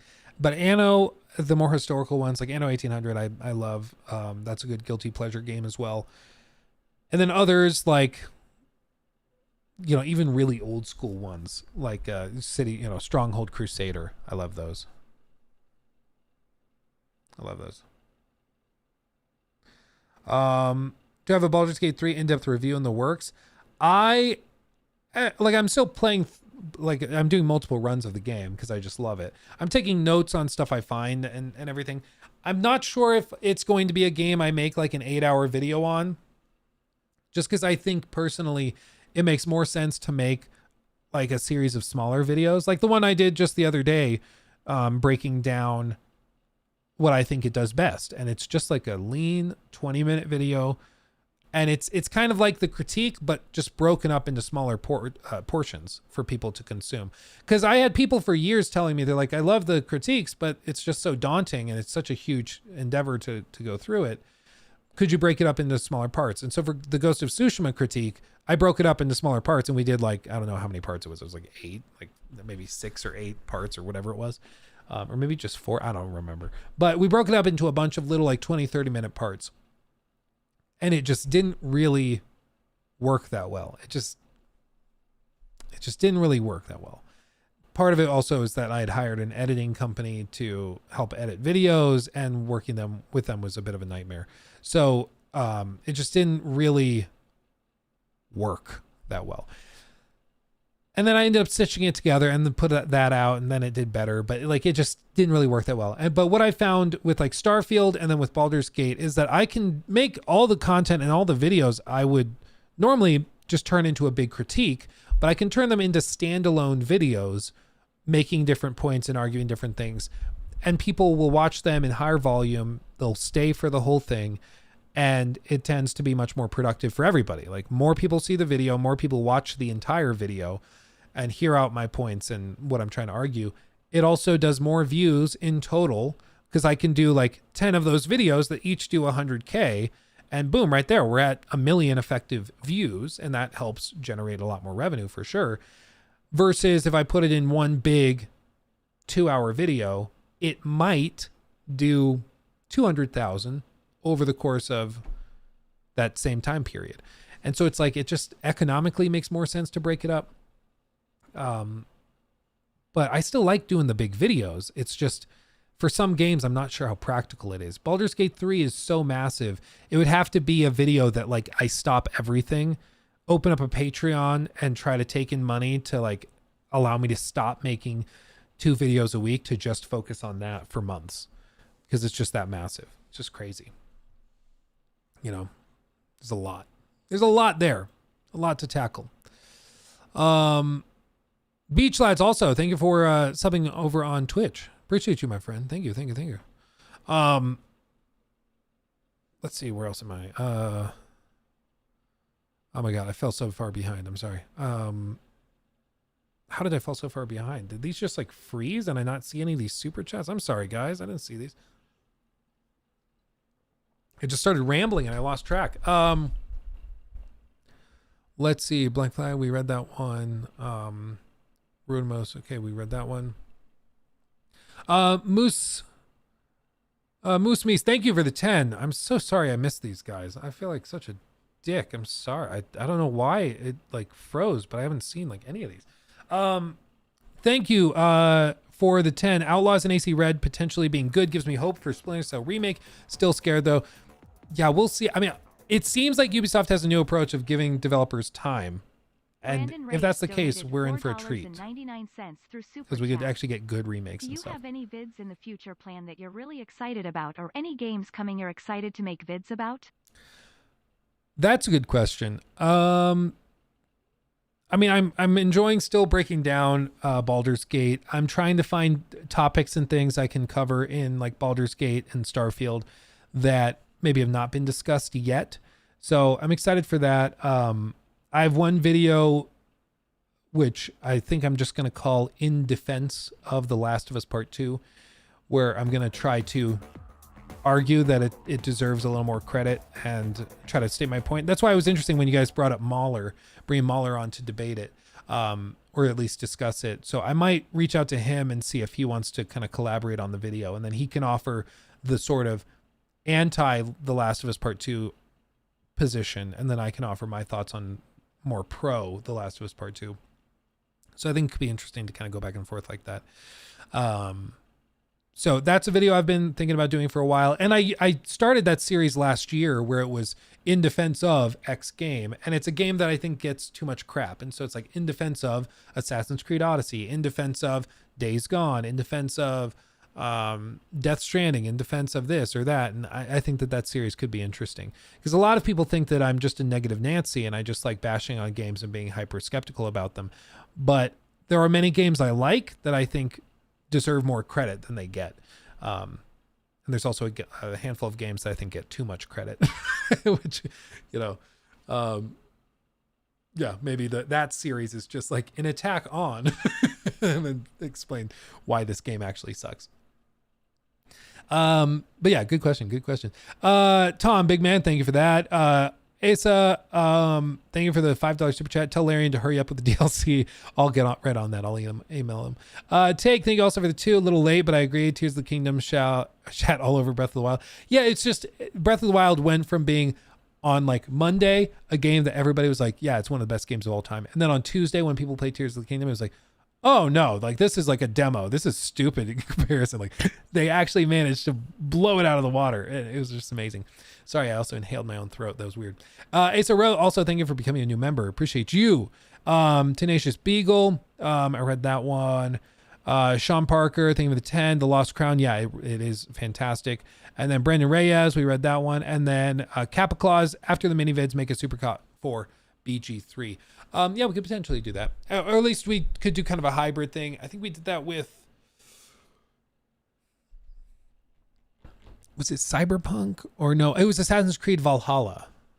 Assassin's Creed Valhalla. Where I did a couple of those videos doing like an open world, the 40-second rule of whatever game, and I broke down, or no, it was Hogwarts Legacy we did it. Because I did the like 40-second rule of Hogwarts Legacy's world, or 15-second rule, I think is technically what it was.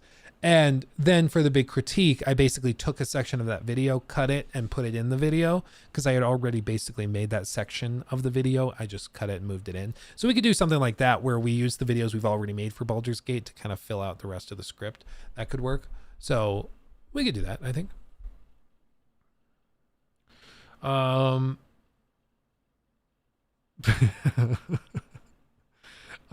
Benson, or I am Benson. Glad to hear, man. I mean, you got to do what you got to do. I appreciate that. Suicide Squad reaction yet? Yeah, we can talk about that real quick. We have had a couple people pop in with questions about it. I'm down to discuss it. If you guys have any questions about Suicide Squad, Kill the Justice League, put those in chat, in your various chat, whether you're watching on Twitch or YouTube, and I will try to answer them however I can, because I do have strong thoughts and I have played it. Okay, gameplay. Do I play any anime games? Will I see a recommendation for the JK? I do not, so I'm probably not the guy to go to. Just honest. Probably not the guy to go to. Let's see. After watching IGN and Jor's vid, I'll most likely pass. Haven't heard your thoughts yet, though. Okay, yeah, the questions are starting to come in. Okay, good. So let's talk. Sorry, Jacob. New segment. World premiere.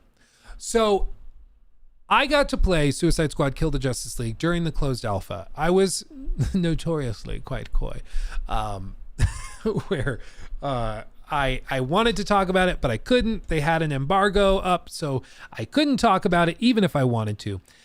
But it was one of those things where, like, you guys were asking me, Luke, did you play Suicide Squad in the closed alpha? And I'm like, if the answer were yes, I couldn't tell you. And if the answer was no, I would be able to tell you no. But I'm not telling you no.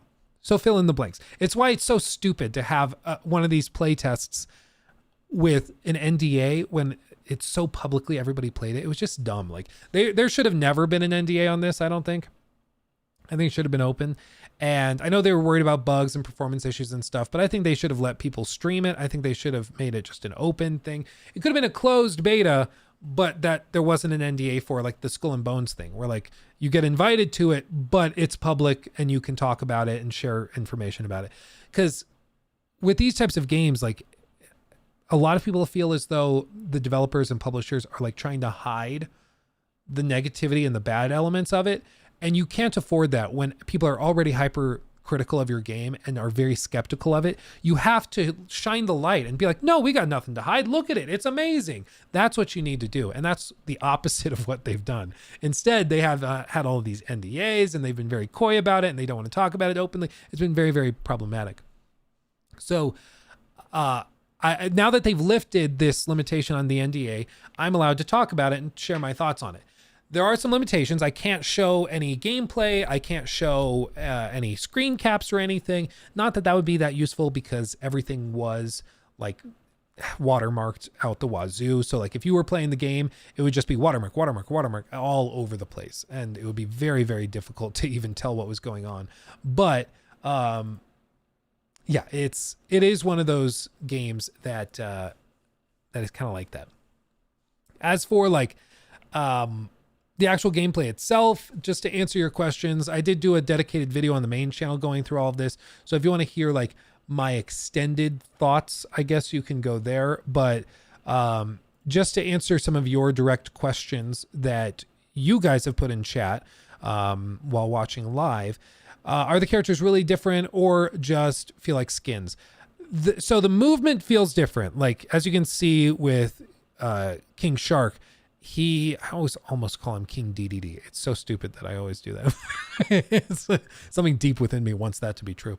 So the movement does feel different. King Shark being able to just leap around does feel kind of cool. He has the ground smash, which is cool. And feels very, very different because some of these other characters, this is still King Shark. Does this gameplay change? I can't tell. No, it's always King Shark. That's okay. So like, they do feel different. Boomerang, I actually kind of like his movement potentially the best. It's kind of a cool throw this thing out there. He throws the boomerang and it goes off in the distance for a minute. And then as you start to fall from the jump, he warps to the boomerang and then he can do that a couple times. So that felt kind of cool. The movement is relatively smooth. The world does feel shockingly empty though. Like I know it's a big city and there's a lot going on here, but literally everything you see is just dead. Like there's nothing on the city streets. There's a couple of roaming little enemies. Like there's this zit covered helicopter flying around, but like, that's basically it. Nothing I've experienced, played, or seen in trailers shows the city to be anything but completely dead. And they explain it in the story. They say, oh, well, Brainiac captured everybody and all the civilians were turned into his minions, who are the ones that you're fighting. There's no saving them. They're basically already dead. It's not my fault that they explained it away. It still is stupid and boring. Like at least in even Arkham Knight, there's still like cars driving around. You can still see people and brutes walking around the city streets, but this is just totally empty and dead. It almost feels like when you're playing one of those games and it's just a big open map without any of the NPCs spawned in. Or like if you did a kill all command in New Vegas or something and it just kills all the NPCs off, it kind of feels like that. It feels like there should be more going on in the city, but instead it's just a big playground of blocks and it's just kind of underwhelming. As for combat and movement and stuff, King Shark is probably the one that feels really different because he has the minigun. I think Deadshot, you're able to do more of like a sniper based build. So you're able to do that. For Boomerang, I use like a shotgun. Harley Quinn is more standard with just a typical rifle. So they felt a little bit different, but honestly, like the core gameplay style is not that different. King Shark might push in a little bit closer and get up close with them. Which would make sense because he has this ground pound smash like you can see here. So it makes sense that he would get in right up next to enemies, but you would think that that would be paired with like a big ass shotgun or like a multi-chambered like mag of shotgun. I forget what they call them, but there's a particular type of shotgun that's just like basically a mini gun, but for shotgun shells. And you would think that that would be that. Maybe that's in the game later, but the version we got to play, there wasn't anything like that. And a lot of the game is this. It's running around killing blue and purple enemies. And then once all those enemies are dead, arbitrarily, you're able to shoot the weak point on this. And then you can break that and that breaks the cannon and you can move on to the next area. It's just very, very repetitive. You see the only thing going on in the city, 2 guys down there at the very bottom. The complaints about UI were also interesting. Like people said that wasn't a fair critique. I have in my original notes playing it, I have notes saying the UI seems really busy because there's all sorts of stuff on screen all the time, especially when you start to take on missions that have like timers or AoE things where like you have to keep enemies out of this circle. By the time the clock runs out, they have to be out of that circle. And that's its own meter and tracker. And it just gets very busy very quickly.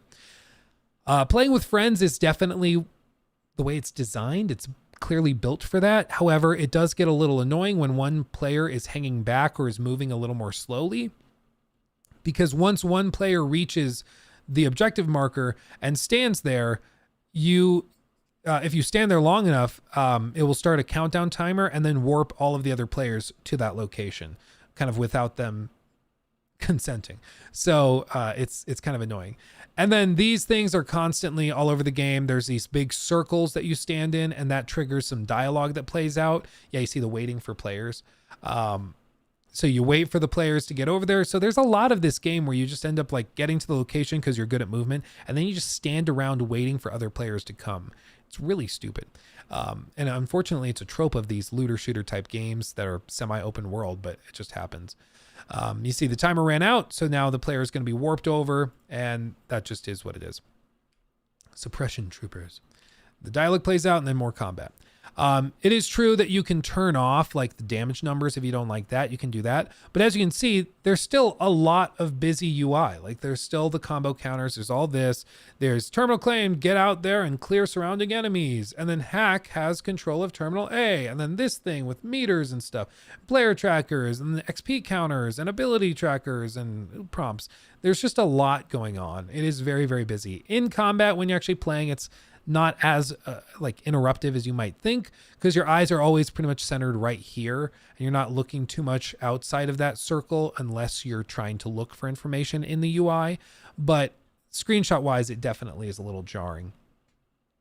Beyond that, core differences, like gameplay wise, there's some little differences, not that major. I didn't feel like I had to play that differently, but then again, we were playing the very early game, and I would imagine players will only specialize more and more and more as the time goes on. I would encourage Rocksteady to share some late game footage of like end game builds to show how different they can become. I think that would do a lot to, I think, comfort players who feel that the players or the playstyles are not that different, but still, it's they felt pretty samey to me, beyond movement and maybe the broad archetypes of weapons.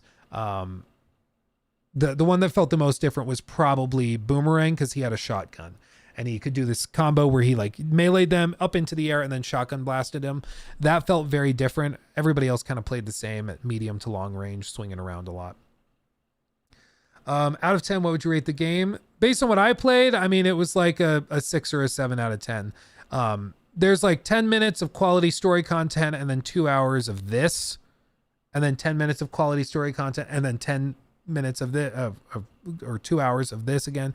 Like it's very, very grindy in these repetitive combat encounters that I just don't find particularly fun. For players that enjoy the combat a lot, it's going to be awesome for them. But for me, I was getting burnt out after just a couple of hours. I've absolutely zero interest in the game. Wouldn't have even looked if I wouldn't, even if it looked like it was going to be good. Oh yeah, just because of the nature of it. A lot of fans are like that. That's the difficulty for Rocksteady, and I feel for them because they're fighting an uphill battle. Their core fan base, like normally what happens, I think, I'm sorry, I have to, everybody. Normally for a game that comes out, it's like the level of hype and interest in the game starts at a certain level. So if you think of this maybe just as like, this is the total units sold or something, or the level of interest in the game on the vertical axis. And then this is just time. If your studio is really popular, like let's say, I don't know, CD Projekt Red drops The Witcher 4. They probably start like up here, right? Because the interest is already really high. People are already really, really hyped because their core fan base is really hyped for that game specifically. And as the game comes out, reviews drop and everything goes well. It just only goes better and better, and the hype gets crazy high. Same with like Rockstar with GTA 6. They probably are starting up here because everybody loves GTA 6. They're starting almost at max hype. Everybody's talking about the game. Everybody wants it. For Suicide Squad, when they first announced it, it was like here. Because people are like, okay, well, I mean, it's like a shooter game, not really Rocksteady's forte, but it's Rocksteady. They made some of my favorite games ever. I'm interested. But then we found out that it's a live service, like looter shooter, and it's not at all the game people wanted from Rocksteady. And their core fans are super disappointed that this is what they've been working on for almost a decade. So then it drops down here. And there's still like a core group of people that love looter shooter games, this little group down here, between these two sections. But far lower than if they just had started with their core fan base of excited players that wanted to try it. And so now they're fighting an uphill battle trying to generate that interest over time by showing the game and making people realize, oh, it's actually pretty good. But they are starting at a huge disadvantage compared to some other big games that have a lot of interest behind them to start with. Just because they are a studio that doesn't make this kind of game and they're starting to make this kind of game. And it's not even necessarily just that. It's also what players are missing out on. They're not getting another Arkham game. They're getting this instead. And if this succeeds, they're definitely not getting another Arkham game anytime soon because Rocksteady has to support this game. So a lot of core Rocksteady fans are not just uninterested in this, they're actively rooting against it because if this is successful, they don't get the game they want ever again, which puts them in a weird position. People are like, why are people so bitter and so negative towards Suicide Squad? Exactly that. It is exactly because if this is successful, they never get their favorite type of game again. They never get the Rocksteady of old back because the studio will turn into a support studio. Just like when Naughty Dog said, hey, if we did The Last of Us Online and it was successful, we'd have to support it. And we basically would never make a single player game again. We wouldn't have the capacity to do it. So a lot of people are looking at this and saying, okay, well, I really hope this isn't successful because I don't want to miss out on that. I want another Rocksteady golden age game. I don't think we'll ever get it again because I think the core devs have largely left since then, but you know, time will tell. But beyond that, let's continue. What's the combat feel like? I've been trying to avoid comparing to the Arkham series, but it seems to be the go-to. Yeah, it doesn't feel at all like the Arkham series at all. It's in a lot of ways, it feels kind of like the Avengers game. You just have different archetypes of weaponry, and then you run around shooting waves and waves of enemies. Occasionally a little boss fight will happen, but most of the boss fights are not just like bullet sponges, though there are some like that. A lot of it is like more, not even puzzle-based encounters, but like tedium encounters. Like the example is the Flash. I think this whole section is chasing the Flash. Let me see if I can zip over there. But basically, like when you're hunting the Flash, he just warps around. So like you see here, he just like warps away and you chase him down, and then you might shoot him a few times, and then you warp around, and then you chase him some more, and then he warps around. Like that's the whole boss fight. It's not even really a fight. It's just chasing an objective marker. And that's the thing, is like, this is why they've been pushing the movement so much. In all of the marketing materials, everything is about movement, movement, movement. Oh yeah, the original movement of Shark is way different than the movement of Harley Quinn. And you see right here, they arrived first, so now they're just standing and waiting for him to arrive. That's the thing that drives me the most crazy and drove me and my friends crazy. It's like, we would be good at movement, but one of us got distracted or accidentally went the wrong way because the UI is really busy and it can be confusing sometimes. And so they just end up standing around doing nothing for 20 seconds, 30 seconds, which is far more boring than you would think. But they've been pushing the movement stuff so much because so much of the game is just swinging around and moving around the empty city. It's a lot of the game. What happened here? Oh, look at this. So Boomerang is standing just barely outside the circle, and as a result, it doesn't trigger. Even in this gameplay, because he's standing a few feet outside of the circle, during this play test that we're doing, it's not counted, so they have to wait for this timer to count down, and then he's going to warp to the circle a few feet forward, and then they can continue in the story. It's just, again, it's a common trope of these types of games, but it drives me crazy. And then the tank sections, which are really weird. I think it's built on the same like core mechanics of the bat tank, you know, of the Batmobile in Arkham Knight, because it feels and moves very similarly, but now in 3 dimensions. And it just feels weird. It's just kind of an out of place addition. It doesn't feel like the natural addition to combat. It just feels like, well, let's add in a tank, so there's more that you can customize and grind upgrades for. And it's just, I don't know if it works. I do think it's funny that King Shark doesn't actually really fit inside, so he kind of has to lean out of it while he's inside. That's a good touch, but still. Yeah, how long do you expect the combat loop to take to get good with builds, etc.? I mean, everybody that's played it so far, it seems like the farthest anybody's been allowed to get is like 3-4 hours in. And there are some upgrades. The skill tree has stuff like, oh, you can increase grenade damage by 1.5 times, but the recharge is slower. And then they also have stuff like, oh, well, your shotgun attacks do increased blast damage and have the chance at 30% to knock an enemy back. It's like, okay, there's little tweaks like that, but I personally don't foresee much of this being highly customized. I think the characters are always going to play kind of similarly. You can see this, like most of the encounter is you just swinging around shooting him when he decides to stand still, and then like lots of meters. And again, this is what they mean with the UI, is there's just tons of meters everywhere, meters and lists and stuff. It's just a lot. I don't know. Again, the types of people that really love this type of game and these types of encounters and boss fights are going to love it. They're going to be obsessed with it, and the game's going to be awesome. But I just don't foresee myself like doing this once and being like, wow, that was awesome. Now I'm going to go replay it 15 times with my friends. Like, I just don't see that happening. Probably play it once and then not touch it again. For a game marketed as 1,000 hours, it gets boring after single-digit hours, TLDR. Yeah, basically. That's kind of the common thread with it. Oh, thank you, my babe. You're like a drink hoarder there. Yeah, All right. it's a problem. Thank you. I love you. Other boys. Oh yeah, love you. So yeah, it's just, I think at its core, as I've said many times, it's not a game designed for me. It's designed for players like really into looter shooters. That's why Warner Brothers did not invite me to the preview event. They invited people who played Marvel's Avengers, people who covered that game in extensive detail, who were really obsessed with it, that covered it for, a full year after it launched and still were hyping it up. That's who they're trying to go for. They have already realized, I think, that players like me are going to get the game and probably find it pretty disappointing if they play it. And otherwise, a lot of other people are just not going to touch it. They know that. So instead of going after their fan base, they're going after a new market of players, trying to find a new fan base to latch onto. And they might be successful. I mean, honestly, in 5 years, maybe Rocksteady is considered to be like a Bungie.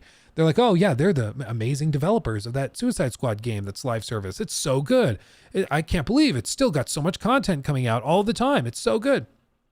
But I think more likely this thing probably sells a lot of units day one. People play it for the story, have a decent time with it, and then put it down. I think a lot of the players that are going to enjoy this are going to play it like a single player game and then not touch it after that. And again, for a live service game, that is considered a failure. And I just think so many people are misunderstanding that. Like they think, well, I'm going to buy it and play it for the story and I'm going to have a great time. So you're just being negative. For Rocksteady, that's like one of the worst things you could say. Of course, they're glad to just get the $70 up front, but they want you to play this for years. You playing it for 20, 30 hours is the worst thing you could say. And I personally, I'm kind of expecting that there's going to be a lot of grind before you can take on some of the later story missions. Because I think they know that. They know that the story is what's keeping people going. And they're not going to give you a way out after 30 hours. They want you to grind for hundreds. Brandon Reyes donated $4.99 through Super Chat. Thank you. Am I stupid like what's the loop? Going to different points and defending them like what's the goal? Within the story, it's usually tied with a narrative objective. So in this case, go and kill the Flash. Like that's basically the point of it. As they put ever so eloquently, decoupler charged, shoot the Flash.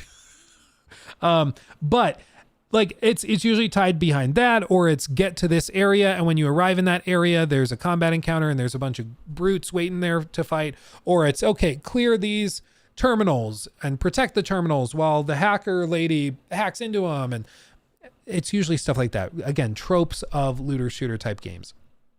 Nothing really original. There wasn't a single encounter except for one story-based thing around Batman that I would consider original. The Batman thing was cool, but it lasted all of like 7 minutes and then was over. Beyond that, it is just kind of going through the motions. I mean, it's a typical looter shooter type game where you are told to do X. Don't think about it too much. Just go and do it. And that will take you 20 minutes. And that's 20 minutes of your time that has now been burnt. and you got some rewards and XP and loot, and then you use that to go and upgrade your guns. And after upgrading your guns, you can then have an easier time with that. So maybe you take on like a harder difficulty. That harder difficulty will give you more XP and loot.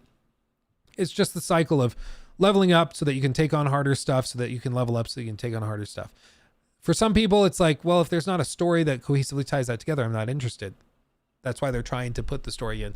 But it's, I mean, I agree. It's, for a lot of people, it's like, what's the point? That's why it's tied behind looter shooters. It's not tied behind your typical narrative type game. It's just not that kind of game. Luke, haven't you heard anything about Bethesda Game Studios company? People are still getting greedy, pure evil, and paywalling everything, including mods in their games. Haven't you heard anything about the video game studios company? People, I mean, they're offering paid mods and stuff. I agree. So yeah, I mean, I think I'm just used to it at this point, unfortunately. How do you feel about the future of Rocksteady if their games ends up flopping? I already think most of the core team that made like Batman Arkham Knight is probably gone. It seems like there's not much of that team left because they've been hiring a lot of people specializing in live service looter shooter games over the last 9 years because they were going to make this. And so a lot of the core team that was really good at the linear narrative stuff, some of them are still there, but I think a lot of them have also moved on to other projects or are contractors now and kind of bounce between Naughty Dog or Santa Monica and then this, and they just go and work on individual little projects. So I think the core Rocksteady studio is not really there anymore. There's remnants of it for sure. There's designers and directors and stuff that have been there since the very beginning. You can see them in game trailers and reviews and press events, going all the way back to like 2010 with Batman Arkham City. But yeah, I think the core Rocksteady that people knew and loved a decade ago is probably not there anymore. I don't think it's the same company really. You can't spend a decade working on something like this, hiring and firing people accordingly, and expect to have the same team left over at the end. Let's see. The characters in Kill the Justice League are really different. It's just, I read that one. I hope it flops so badly it slaps them back to we need to focus on story-driven games. Yeah, the thing is, like, it might. It's just really hard to tell right now based on what the executives are saying if this is the product of executives telling them to do this or if this honestly was them going and saying to Warner Brothers executives, hey, we think we can do this. Let us try it. And then just being kind of shell-shocked when the response was not that positive. Because with all these games, when they're like this thing entered production probably like 2016 or 17 is when it really entered full production. And that means that like back in 2016, 17, like Destiny was the hot new thing. And, you know, live service looter shooters were not that kind of trudged out. Like people were used to, or were not used to them. And it was like fresh and exciting. People were interested in it. And then it takes 6-7 years to put the game together. And we get to this point, and by now everybody's sick of these kinds of games, but it's kind of too late because they spent all this time building it. It's the problem with chasing trends. Like if you want to be a groundbreaking studio, you have to make your own waves. And if you learn to ride waves, you'll never actually make any yourself. You'll just kind of glide along. And guess what? It's really, really easy to miss the wave when you're focused so much on riding them. Shoot the zit. Shoot the zit. Today's Rocksteady is not the same as the Arkham guys. The studio is much larger and probably costs an insane amount to run. They'll be supporting live service until the inevitable layoffs. Yeah, I kind of foresee that happening too, unfortunately. It's really, really too bad. But I just think that a game like this that is expensive to maintain and upkeep, I don't see anybody, even the people that are like, that are going long, that are bullish on this, they're saying, oh, I'll probably play it for like a month or two, but I don't know if them adding a playable character makes me go through the whole story again, the whole game again. Probably not. And that's just a problem. Adam, good to see you. Newcomer. Glad to have you. Rocksteady could be allegedly going into the same certain bad direction as pure evil people, including Bethesda, Ubisoft, Activision. Maybe. I mean, most of this I'm more inclined to believe is from the executive side of things. That's my stance. There's an amazing team of developers over at Rocksteady, incredibly talented people. My frustration, and hopefully the frustration of others, is that they are a world-class studio that specializes in one thing, and instead of doing that one thing that they're amazing at, they're working on a game that kind of like epitomizes all the problems with modern gaming. And that is my frustration, is that I feel they are better than this. And it's just disappointing to see that they are having to spend all this time and money working on this. Like, imagine what they could have done with 9 years working on a next generation Arkham game or Arkham type game. I just, it would be so amazing, but instead we get this. Is it better than Gotham Knights? It ran a lot better than Gotham Knights. Gotham Knights, I think, was a live service game that at some point had all the live service stuff stripped out of it. There was a lot of stuff like that. See a 30-second counter, gotta stand around waiting and doing nothing. And they shouldn't have cut it. They should have left it, because that's what a lot of the game is. But yeah, it's just, man, it just gives me a headache. Gotham Knights, I think, was a live service game that had it stripped out. And so when we got it, it was just a really weird game that didn't really know what it was trying to be. And so it was like half of both worlds. Suicide Squad at least is like, yeah, we're a live service game and we're owning it. Check it out. So I think Suicide Squad is going to be a more comprehensive game, but as for whether it's better, quote unquote, I have no idea. I will say Gotham Knights had one of the stupidest plot twist endings ever. No spoilers, but Jesus, it was so dumb. So dumb.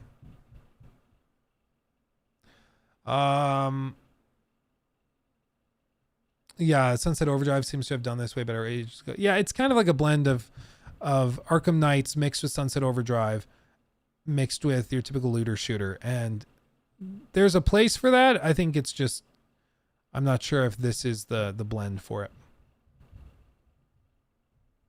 Yeah, I'm way behind now. A belt-fed shotgun. Yeah, something like that. I don't remember. Sorry, MS Paint. Yeah. This is what I get for pausing chat. There's just so much I missed. Oh my God. Okay. That's all anything new is, though. Nothing is truly original anymore. It's all part of things put together. Yeah, and that's fine. I mean, it's okay to blend stuff together. It's how the stuff comes together and blends together that kind of defines how it works. But like you see, once again, here it is. Go get to the safe zone at the truck. Everybody get to the safe zone. It's all based around safe zones and timers, and coming off of like Batman Arkham games where it's like all tied in a kind of grounded quest line where it's, oh, you're clearing this out and you're clearing this objective because you've got to run and get this guy. From this objective, you got to go talk to Cobblepot. And so to get to him, you have to go through the whatever iceberg lounge, and there's a stealth sequence you have to complete, and it all made sense in the world and the story. Whereas this is just, okay, fight another 1,000 waves of these enemies. And also, are we just going to ignore the fact that like Brainiac has this gigantic robot monster with all these crazy arms? Why could he not put like these big tanks that you have to go and fight and then just wait for you to go under it and then crush you? Like, why is he doing it in the most convoluted way possible of just having waves and waves of enemies? Why have multiple waves when they teleport in? Why not just teleport in 1 million of these guys all at once and clear these guys out immediately? Like, no part of it really makes sense. It's just annoying. And the more I talk about it, the more frustrated I get.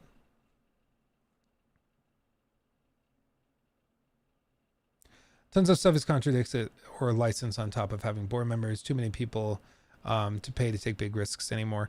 Yeah, well, and that's kind of the funny and perhaps reassuring thing about a game that had reviews drop today, which is, of course, Prince of Persia and The Lost Crown, which I've been playing a bit, and I'm just going to say it is that good. It's very, very good. Yeah, it's just, I mean, it's very good. It's probably the best platformer / 2D combat, like side scroller game I've played in the last, I don't even know how long. It's very, very good. And it's coming from Ubisoft. And this was presumably a game that cost them a lot less to make than your big, epic, like AAA Assassin's Creed kind of reboot of this franchise. And I think it is going to do the job, and I encourage people to go and play it and try it because it really is that good. And I think hopefully these developers and publishers realize there is a place for like AA games. There is a place for games that are not $200 million. Not every game has to be $200 million to be worth buying. And we as a community and as fans and gamers, we also need to reward that by voting with our wallets. When we see a good AA game, support it. Like, I know it's easy for like me to just be like, well, go and spend full price on this game. And it's not always that easy for people. I totally get that. But if you want these publishers to make more games kind of like this in the AA scale that are launching at like $40-50, you have to buy them. If you wait till sale or wait till it goes on Game Pass, they're just not going to make them. And then you're going to end up where we've been for the last few years, where everything is just an ocean of AAA games, most of which are kind of disappointing flops. And, you know, I'm experimenting with ways to try and cover these games more and talk about them more and give them more recognition, because I think they need it. And I think it's healthier for the industry if we do that. But I mean, you can see it. Some of the top grossing games of 2023 were smaller, like spin-off indie games. Like Lethal Company made a stupid amount of money, and it's developed by like just a few people, one or I think maybe even one person. I don't remember exactly how many it was, but it's a very small team that's responsible for that game, and it's made tons of money.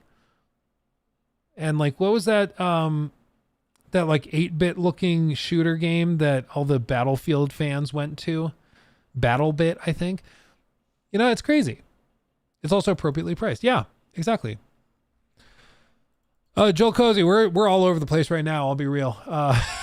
We're all over the place. So yeah, all of this to say, Suicide Squad, Kill the Justice League. I've played it. I think it was what I thought it was going to be.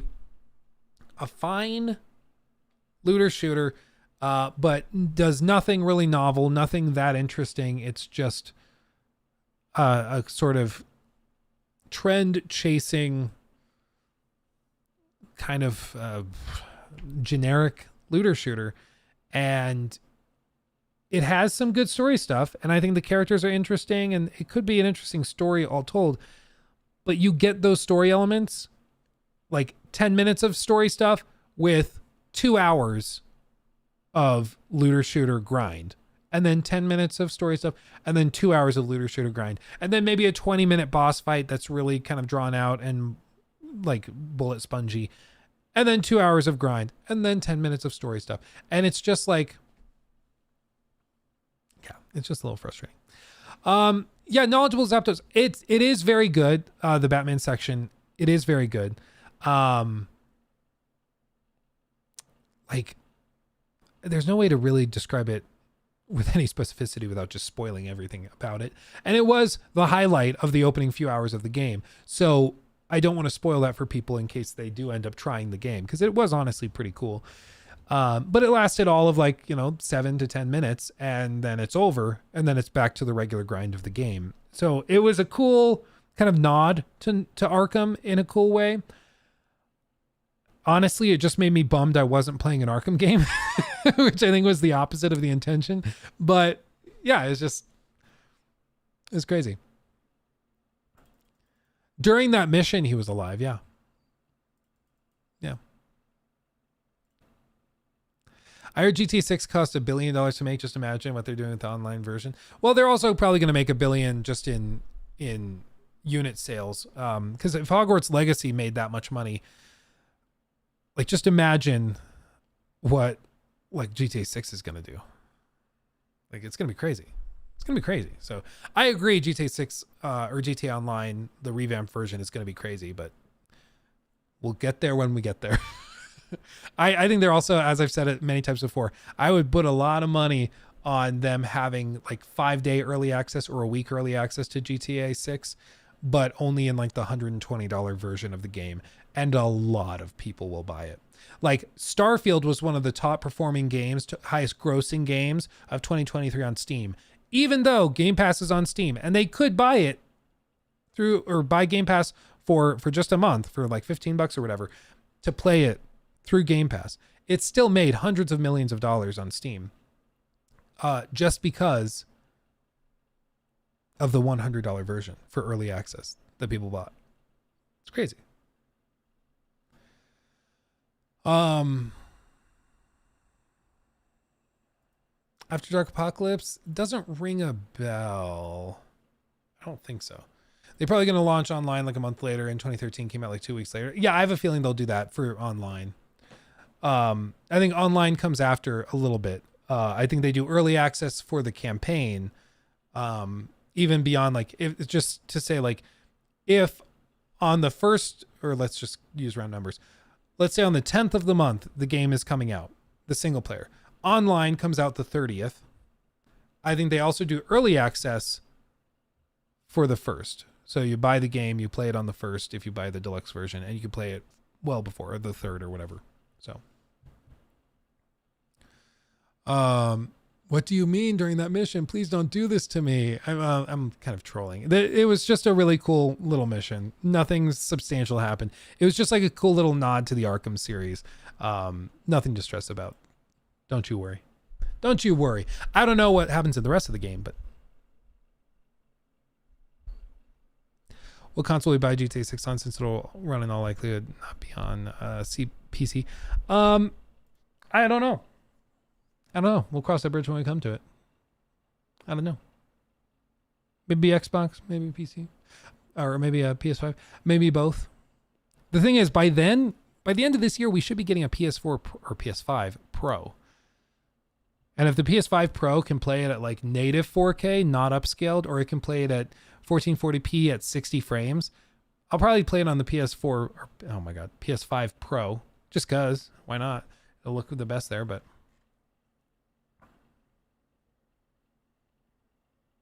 yeah, we'll see.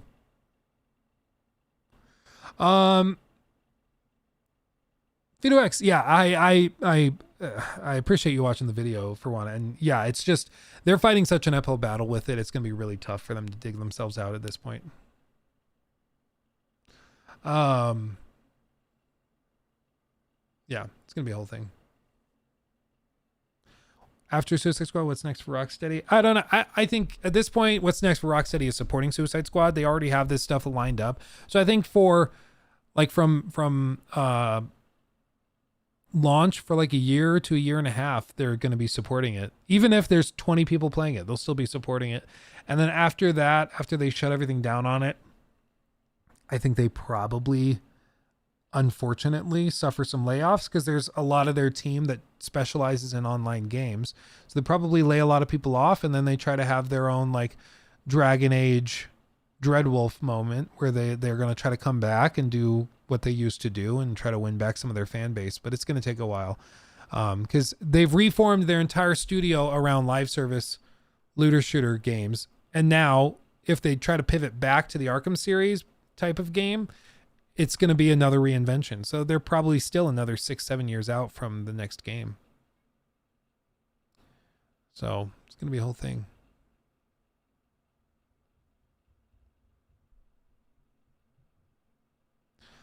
Sorry, Zio, I'm allergic to all caps. So all caps I usually don't read. Sorry. We have in our chat rules no all caps, just because it's kind of obnoxious sometimes. So if you calm down on the all caps, I can check it out. What a bummer. Would have loved to have a new Superman game. Any game you look forward to? I still think Star Wars Outlaws could be kind of the surprise hit of the year, if it is that good, as good as it looks. But they gotta hit it out of the park.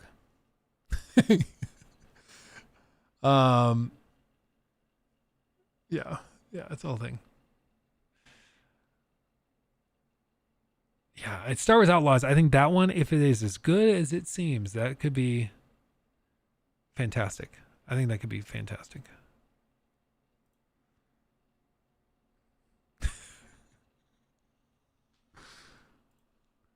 I don't know why that chat chase just made me think of Kevin Malone in The Office. Why use many word when few word do trick? And everybody in the office is convinced that he's having like a stroke or something. Oh, dude.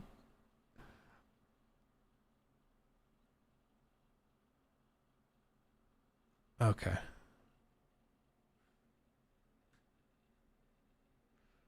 Yeah, Black Myth Wukong looks really good.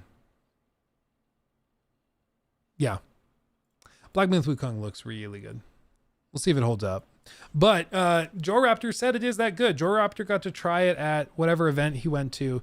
Gamescom, I think, in Germany. So he got to actually play it, and he said it was really, really good. He said it lived up to the hype. So fingers crossed, because it looks really good. I just don't know what the connective tissue is. I don't know how it ties together. Like, they've shown a lot of cool boss encounters and stuff, but they haven't shown anything connecting it all together comprehensively. And it was also a concern with like Elden Ring. Elden Ring looked really cool, but it wasn't clear how it would combine with exploration, and it ended up working out amazingly well.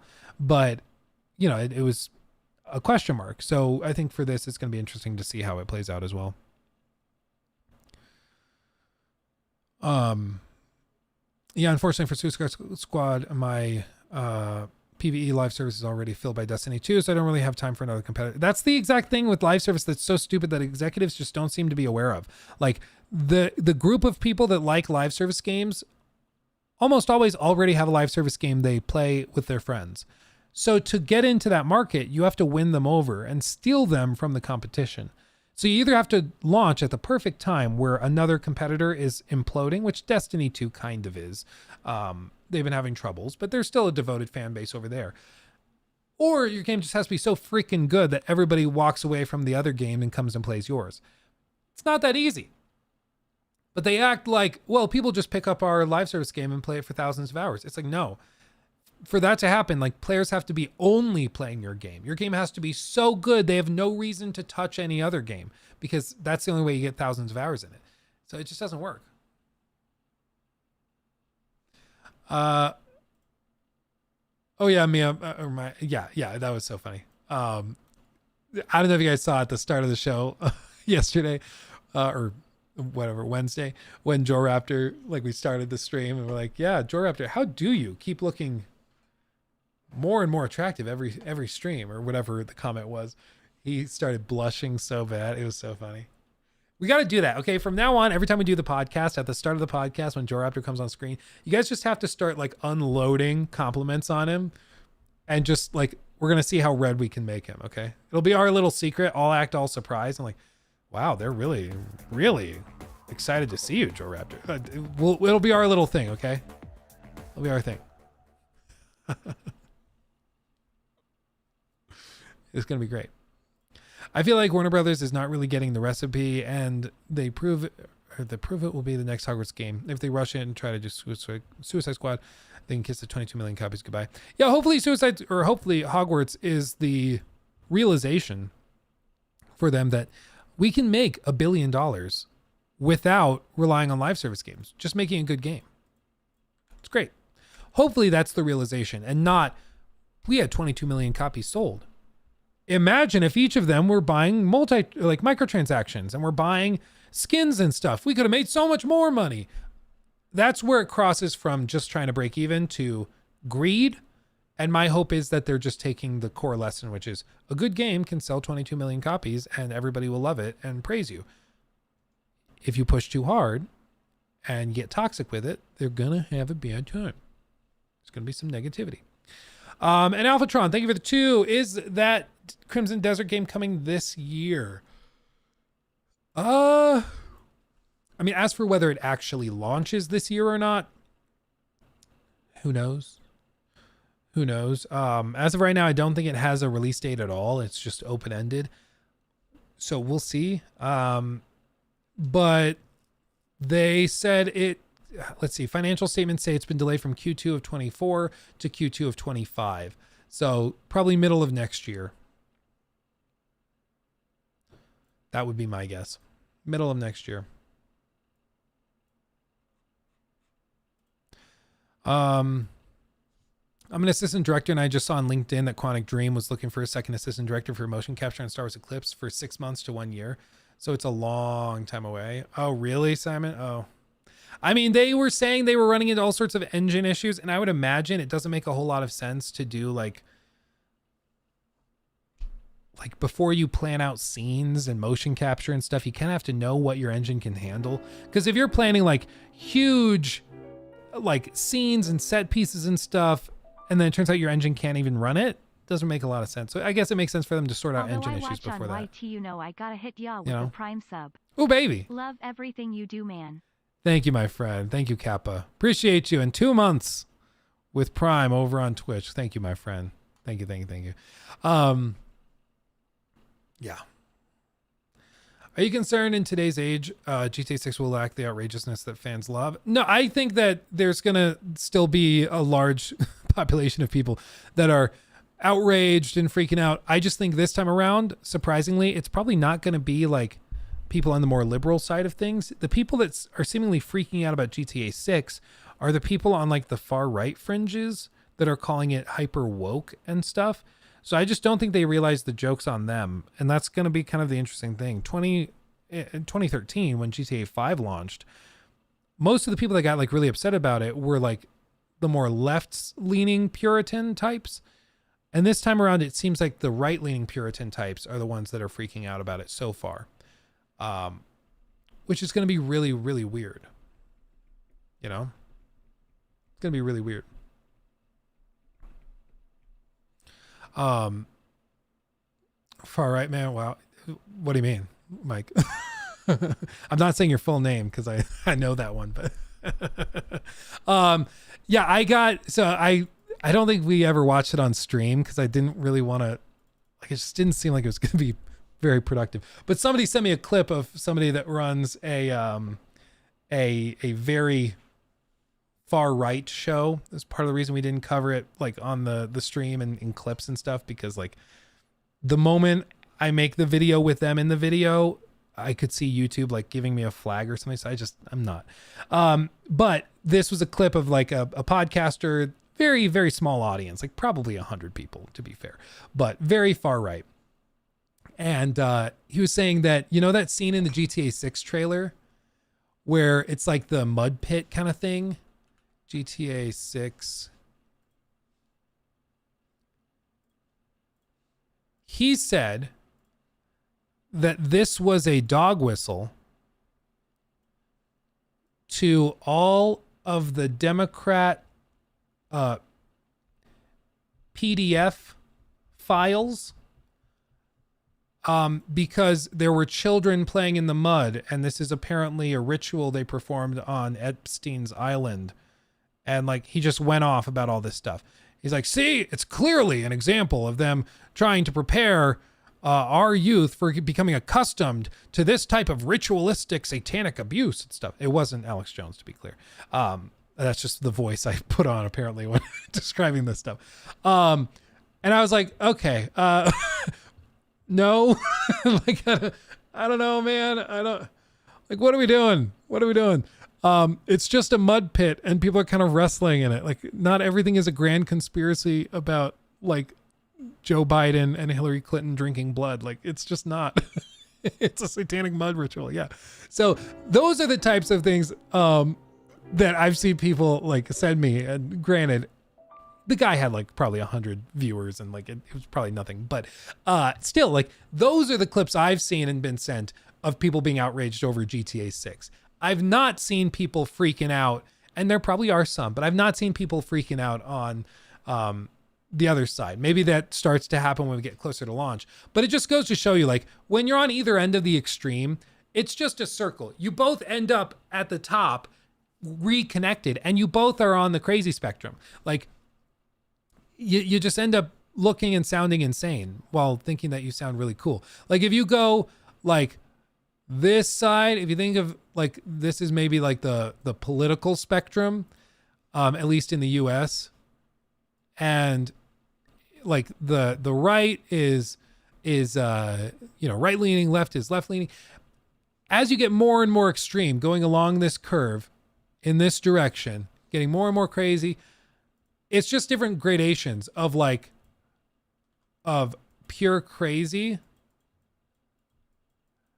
And then like this is like, maybe you're like passion. And then this is probably like I don't know. This is like well adjusted.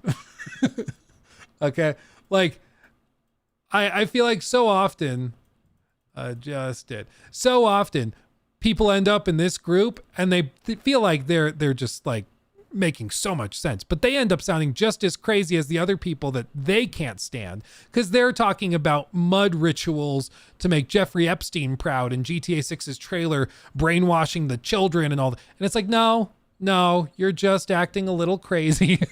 Nobody else sees that but you. And shouldn't it be a little bit concerning that everywhere you look, you're seeing like Jeffrey Epstein, wrong button. You're seeing Jeffrey Epstein little hints and like, oh, well, the children are being ritualistically planned. And there's, over here, there's probably a blood bag for the adrenochrome. And so, and it's just like, bro, you need to take a breath and calm down. Nobody else is seeing this stuff except for you. And that should be concerning.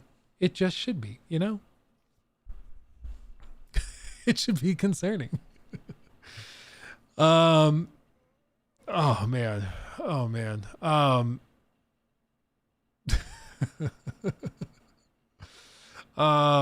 wow.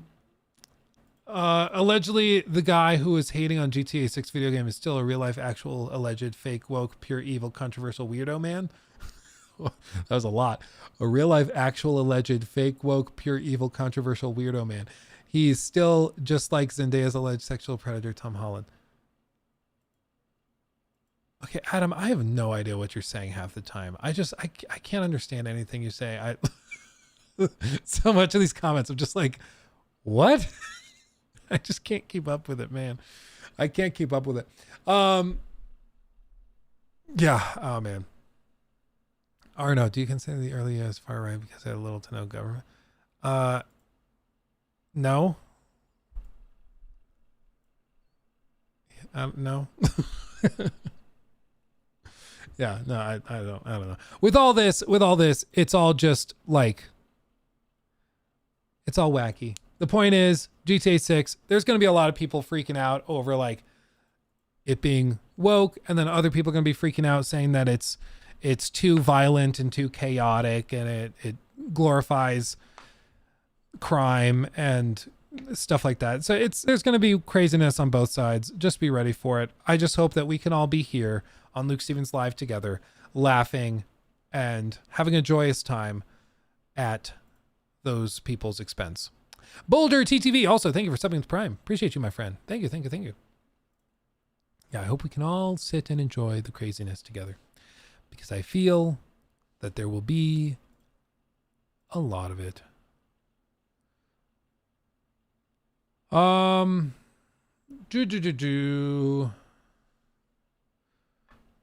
But yeah, I mean, I've heard a lot of people say that they're not going to be controversial or they're not going to have any like edgy humor in it. And I don't think that's the case. They already are kind of leaning into a lot of that with the Floridian things that they've taken inspiration from. So how much is GTA 6 going to cost? I think $70. And then I think it's, they're going to have the early access editions for like 120. So anybody who wants to play it on the actual launch date, which is the early access date, they're going to have to pay $100+. And most people I think are going to do it because it's GTA 6. Nobody wants to miss out. It's going to be toxic. Just you wait. But with that, everybody, we've been going about 4 hours. I was supposed to stop early for my voice and I did not. So I'm a very naughty boy. My doctor's going to be mad at me. So I'm going to call it there. Thank you for watching. Thanks for hanging out with me. Go watch the new video on Suicide Squad on the main channel if you want to hear my extended thoughts on the early access thing that we got to try. And yeah, thank you everybody for the super generous super chats and subs and memberships and all that. You guys are amazing. I appreciate every single one of you. I appreciate every single one of you. So thank you so much for hanging out with me. Much love. I'll see you in the next one. Hugs and kisses. Bye-bye.